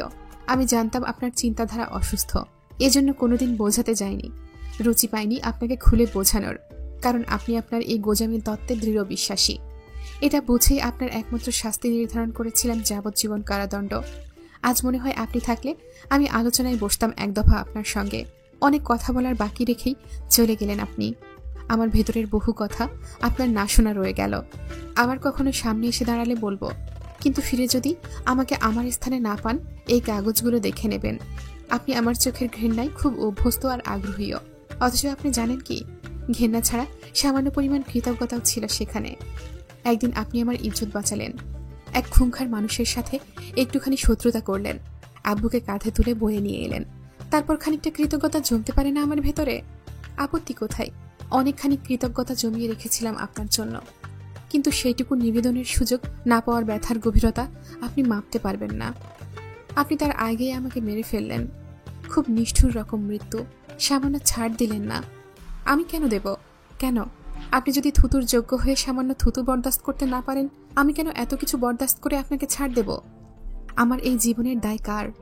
আজও রাস্তায় বেরোলে গুঞ্জন শুনতে পাই, জয় আমিরের বউ যায়, অথচ আমার কোথাও আপনি নেই। আপনি এই জগতের কোথাও নেই যেখানে গিয়ে আমি আপনার বিশাল বড় কলিজাটা ছিঁড়ে এনে আমার কলিজার আগুন নেভাতে পারি। আমার ভেতরে প্রতি মুহূর্তে আপনাকে সামনে রেখে হাজারো আলাপ পড়ার জেদ ওঠে, কিন্তু আপনি নেই। কেন? আপনি নরক স্বীকার করে পাপ করলেন, আমার জীবনটা নরক করে সেখানে পৌঁছালেন, কারণ আপনি জয়ামের হিংসুটে। আপনি ঠিক গুনে গুনে আপনার জীবনের সকল বৈশিষ্ট্য আমাকে দিয়ে গেছেন, যা আপনি বয়ে গেছেন। আজ আমি ঠিক আপনার মতোই নিঃস্ব, কাঙাল, আত্মচিৎকার গিলে হেসে বেড়ানো জীবন মৃত আত্মা। আমি আপনাকে ক্ষমা করব না, কখনোই না। আপনি চাইলে সব ছেড়ে ফিরতে পারতেন, আমি নাইবা মানলাম। আপনি বেঁচে থাকতে পারতেন, আপনি কোনোটাই করেননি। আপনার ক্ষমা নেই। যতবার আপনার কথা উঠবে আমি বলবো, জয়ামির আমার আসামি, তার স্থান কেবলই আমার কাঠগড়ায়, যার কেস আমি লড়ে যাব আজীবন, যার শুনানির রায় আসবে না কখনো। তো সিনিয়র, যা বলতে আজ কলম তুলেছি। সামনের মাসে আপনার বড় সাহেবের বন্ধ হওয়া কেস ফাইলগুলো আবার খুলতে যাচ্ছি। আমার প্রথম কেস হাতে নিতে যাচ্ছি। আজ আপনি থাকলে কি করতেন জানি না, হয়তো আমায় থামাতে চাইতেন, আরেকবার বদনাম করে অথবা মারধর করে আটকে রাখতেন কোনো বন্দিশালায়, জানি না। তবে আমার পরিকল্পনা খুব একটা ভালো না। আমি খুব খারাপ কিছু করার চেষ্টা করব আপনার বড় সাহেবের সঙ্গে। নিজের সন্তানের খুনি নাকি অনেকগুলো প্রাণের নাশক হিসেবে বলতে পারছি না। এইটুকু লিখে উঠে পড়ল অন্তু। অস্থিরতা ঘিরে ধরল তাকে। উঠতে গিয়ে বেলকনির গ্রিলে মাথা ঠেকিয়ে আনমনে গুনগুন করে উঠল। মাঝে মধ্যেই তার কানে ভেসে আসে আজকাল একটি গানের দু চারটি কলি, তাই গেয়ে উঠল সে। না জানি কোন অপরাধে দিলা এমন জীবন, আমারে পোড়াইতে তোমার এত আয়োজন। সুখে থাকার স্বপ্ন দিলা, সুখ তো দিলা না, কত সুখে বেঁচে আছি খবর নিলা না। আমি ছাড়া কেউ নয় আমার দুঃখের পরিজন, আমারে ডুবাইতে তোমার এত আয়োজন। পাড়ার অথবা কর্মক্ষেত্রের মহিলাদের খুব চিন্তা তাকে নিয়ে। সেদিন একজন জিজ্ঞেস করলো, তুমি বিয়ে করবা না? মাহেজাবিন বলল, আমি কি অবিবাহিতা? কত প্রশ্ন জবাবহীন অবস্থায় দিন রাত চক্রাকারে বয়ে যায়। মাহেজাবিনের বড় কৌতূহল জাগে জয়নাল আমিরের স্ত্রী অর্থাৎ জিন্না আমিরের মায়ের ব্যাপারে জানতে। সেই নারীটি কে? কোথায় থাকেন? জীবিত অথবা মৃত? জানা হয়নি কখনো। সে কিসের অপরাধে এই জীবন পেয়েছে তাও অজানা। তার কোথাও কেউ নেই। মূলত এক শিশু ও জোয়ান একটি নারীর ভার বইতে তার এই বেঁচে থাকা। অবশ্য বেঁচে থাকার কোনো নিশ্চয়তা তার নেই। অবরুদ্ধ নিশীথ কখনো ফুরায় না, কেবল চক্রাকারে ঘুরে বিভিন্ন বিন্দুতে স্থির হয়। এই শহরে রোজ চলে ঘটা করে অবরুদ্ধ নিশীথের খেলা। রূপকথা মায়াজাবিনের কাছে বেশ কিছু মাস ছিল। তার শরীরে যে সকল ক্ষতের দাগ পলাশের বদৌলতে ছিল, তা ঢেকে গিয়েছিল কারাগারের অযাচিত উন্মাদ অত্যাচারে। ইনফেকশনের প্রভাবে ক্ষত থেকে পুঁজ ও রক্ত পড়ার ঘটনা নিয়মিত হয়ে উঠেছিল। তা মাহেজাবিন নিজ হাতে পরিষ্কার ও ড্রেসিং করিয়ে দিতে দিতে এমন সব গল্প শুনিয়েছে, যা রূপকথার আন্দাজের চেয়েও বেশি কিছু ছিল। জয়ামিরের রেখে যাওয়া টাকাগুলো মাহেজাবিন তাকে দিয়েছিল চিকিৎসার জন্য। সে গ্রহণ করেনি। তার নামে যথেষ্ট অর্থ আছে। তাছাড়া শিক্ষাগতভাবে বিদেশি ডিগ্রিপ্রাপ্ত রূপকথা আজগর আজ পথের পাগলি অথবা কুষ্ঠরোগে আক্রান্ত মাংস খসে পড়া কুকুরের চেয়েও তুচ্ছ জীব। একটি ছোট্ট ফ্ল্যাট ভাড়া করে থাকছে। মাহেজাবিন তাকে ছাড়তে যায়নি। ভয় ছিল সে আত্মহত্যা করবে। মাহেজাবিন বোকা। মাহেজাবিনের কোনো ধারণাই নেই তার সহনশীলতা সম্বন্ধে। তার শরীরটা আজ ব্যথা অনুভূতিহীন, ঘরের কোণে পড়ে থাকা আসবাবের মতো বই কি। একটি অসুস্থ পরিবার থেকে উঠে আসা সুস্থ শরীর ও মনের অধিকারিণী সে কিনা। তার বাপের বিশাল বড় বাড়ি সিলগালা মারা। পলাশের আরও বাড়ি আছে যা পুলিশের অশনাক্ত, কিন্তু সে যায়নি। সে নতুন একটি ফ্ল্যাটের বেলকুনিতে দেয়ালের সাথে হেলান দিয়ে বসে পুরনো দিন স্মরণ করে হাসতে চায়। তার একটা শখ আছে, শরীরের ক্ষতগুলোতে পচন ধরা অবস্থা। সে শুনেছে মানুষের মাংস পচলে তাতে পোকা হয়, এটা কখনো দেখা হয়নি। তার শখ হলো তার শরীরের ক্ষতগুলো ঠিকমতো পচে উঠলে সেখানে পোকা হোক। সেই পোকাদের কাছে সে বর্ণনা করবে শরীরের ব্যথা ও একটি সুস্থ জীবনের তৃষ্ণা কেমন হয়। তার মস্তিষ্ক খুব বেশি অনিয়ন্ত্রিত হতে গেলে সে দৌড়ে অন্তুর কাছে চলে যায়। অন্তিকের মেয়ের সাথে খেলে। এই তো সেই দিন তার মনে হলো সেও নারী, জরায়ু আছে, গর্ভধারণ ক্ষমতা আছে, তারও বিয়ে হয়েছিল, হতেই পারত তারও এমন একটি সন্তান। পরক্ষণেই নিজের ভাবনায় হেসেছে সে। সবাই কেন সব ধরনের আকাঙ্ক্ষা রাখবে? মাহেজাবিনের ভয় সে যখন তখন আত্মহত্যা করতে পারে, কিন্তু সে কখনোই আত্মহত্যা করবে না। সে বেঁচে থাকতে চায়, দেখতে চায় এই দুনিয়াটা আরো কেমন হতে পারে। ব্যথা তাকে ব্যথা দিতে পারে না। সেক্ষেত্রে তার চেয়ে শক্তিশালী আর কি আছে? এমন শক্তিশালী নারী, সে মরবে কেন? সে বাঁচতে চায়। এই তো সেবার পরাগের ফাঁসি হলো না, তাকে কারা যেন বাঁচিয়ে নিল। বাঁচিয়ে নেবার বদলে পরাগের কাছে তার ত্রাসের ব্যক্তিত্ব কেনা হলো। সে কারাগার থেকে বেরিয়ে আবার ফিরল ত্রাসে, কিন্তু এবার সেই ত্রাসের সাম্রাজ্য তার অবৈধ বাপ বা পলাশের নয়। এবার অন্যের জন্য সে কেবল কাজের কাজই। পরাগ রূপকথার সাথে জোর করে থাকে, রূপকথার ফ্ল্যাটেই থাকে। রূপকথা যুদ্ধ ঘোষণা করেছিল না থাকতে দেওয়া নিয়ে, পরাগ গ্রাহ্যই করেনি, করার কথাও নয়। রূপকথার পরাগ ছাড়া এবং পরাগের রূপকথা ছাড়া তো কোথাও কেউ নেই। একই বাপের সন্তান হিসেবে চিরকাল রূপকথা পরাগের বোন। রূপকথা বললেই পরাগ রূপকথাকে একা ছেড়ে দেবে নাকি? কোর্টে আসা যাওয়ার পথে বেশ কয়েকবার সাক্ষাৎ হয়েছিল মাহেজাবিনের সাথে, কথা হয়নি। কেবল চোখ ভরে দেখেছে সে জীবন ঝড়ে ক্ষতবিক্ষত হয়ে তবুও নীরের গন্তব্যে পৌঁছে যাওয়া অ্যাডভোকেট নারীটিকে। কয়দিন পর নাকি হামজার কেস আবার রিওপেনের কাজ হাতে নেবে অ্যাডভোকেট সাহেবা। পরাগ সাহায্য করবে বলে ঠিক করেছে, নৈতিক উপায়ে না হোক অনৈতিক উপায়ে। হামজার কেস আবার রিওপেন করাটা নেহাত সহজ কাজ নয়, প্রাণের ঝুঁকি সহ অসীম হয়রানির পথ। তবু এই কাজে হাত দিতে সে বদ্ধপরিকর। এবং সেই দিনের 2 দিন আগে মাহেজাবিনের দরজায় কেউ এলো। তখন মাগরিবের নামাজ শেষ হয়েছে সবে, গোধূলি লগ্ন যাকে বলে। মার্জিয়া দরজা খুলে একটি নারীকে পেল, চিনতে পারল না, সে দেখেনি কখনো। ভেতরে ঢোকার তাড়া নেই নারীটির মাঝে। মুচকি হেসে জিজ্ঞেস করল, তুমি সে নাও যার কাছে আমি এসেছি? মার্জিয়া ডাকে, অন্তু। মাহেজাবিন দরজার কাছে যায়। নারীটি আপাদমস্তক তাকে দেখে।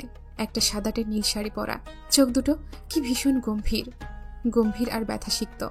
মুখের গড়ন দেখলে বলতে মন চায় বড় যত্নে সাজানোর সুশ্রী চেহারাখানা। একবার তাকালে আবার তাকিয়ে দেখার ইচ্ছে জাগা চেহারা থাকে কিছু, তেমন চেহারা মাহেজাবিনের। ঘাড়ের কাছে হালকা কোকড়ানো চুল পেঁচানো একটি খোপা। মাহেজাবিনও চিনল না নারীটিকে, কখনো দেখেনি সে। নারীটির মুখে স্মিত হাসি, চোখ দুটো তাকেই দেখছে। বয়স কত হবে? 40-এর বেশি। 8 পৌড়ে করে শাড়ি পরা, তার উপর একখানা কাতান ওড়না জড়ানো, মাথা মুখ আবৃত তাতে। মাহেজাবিনকে দেখে মুখে ধরে রাখা ওড়নার প্রান্ত ছেড়ে দেওয়ায় মাহেজাবিন দেখতে পায় এক অনন্য নারীর চেহারা। একটু সামান্য সাজগোজে শৌখিন বোধ হয়, চোখের কাজল, ঠোঁটের সামান্য লিপস্টিক, তাই বলে। মাহেজাবিনকে দেখা শেষ হলে নারীটি মৃদু হেসে জিজ্ঞেস করে, তুই তাহলে জয়মীরের বউ? হুম। মাহেজাবিন হ্যাঁ না কিছুই বলে না। সে বুঝতে চায় নারীটি কে, কেন এসেছে তার কাছে। সমাপ্ত। উপন্যাস উপাখ্যান কখনো সমাপ্ত হয় না, কেবল কোথাও শুরু করে কোনো এক পর্যায়ে থেমে যেতে হয়। তাই এই উপন্যাসটিরও এখানেই সমাপ্তি জানিয়েছেন লেখিকা।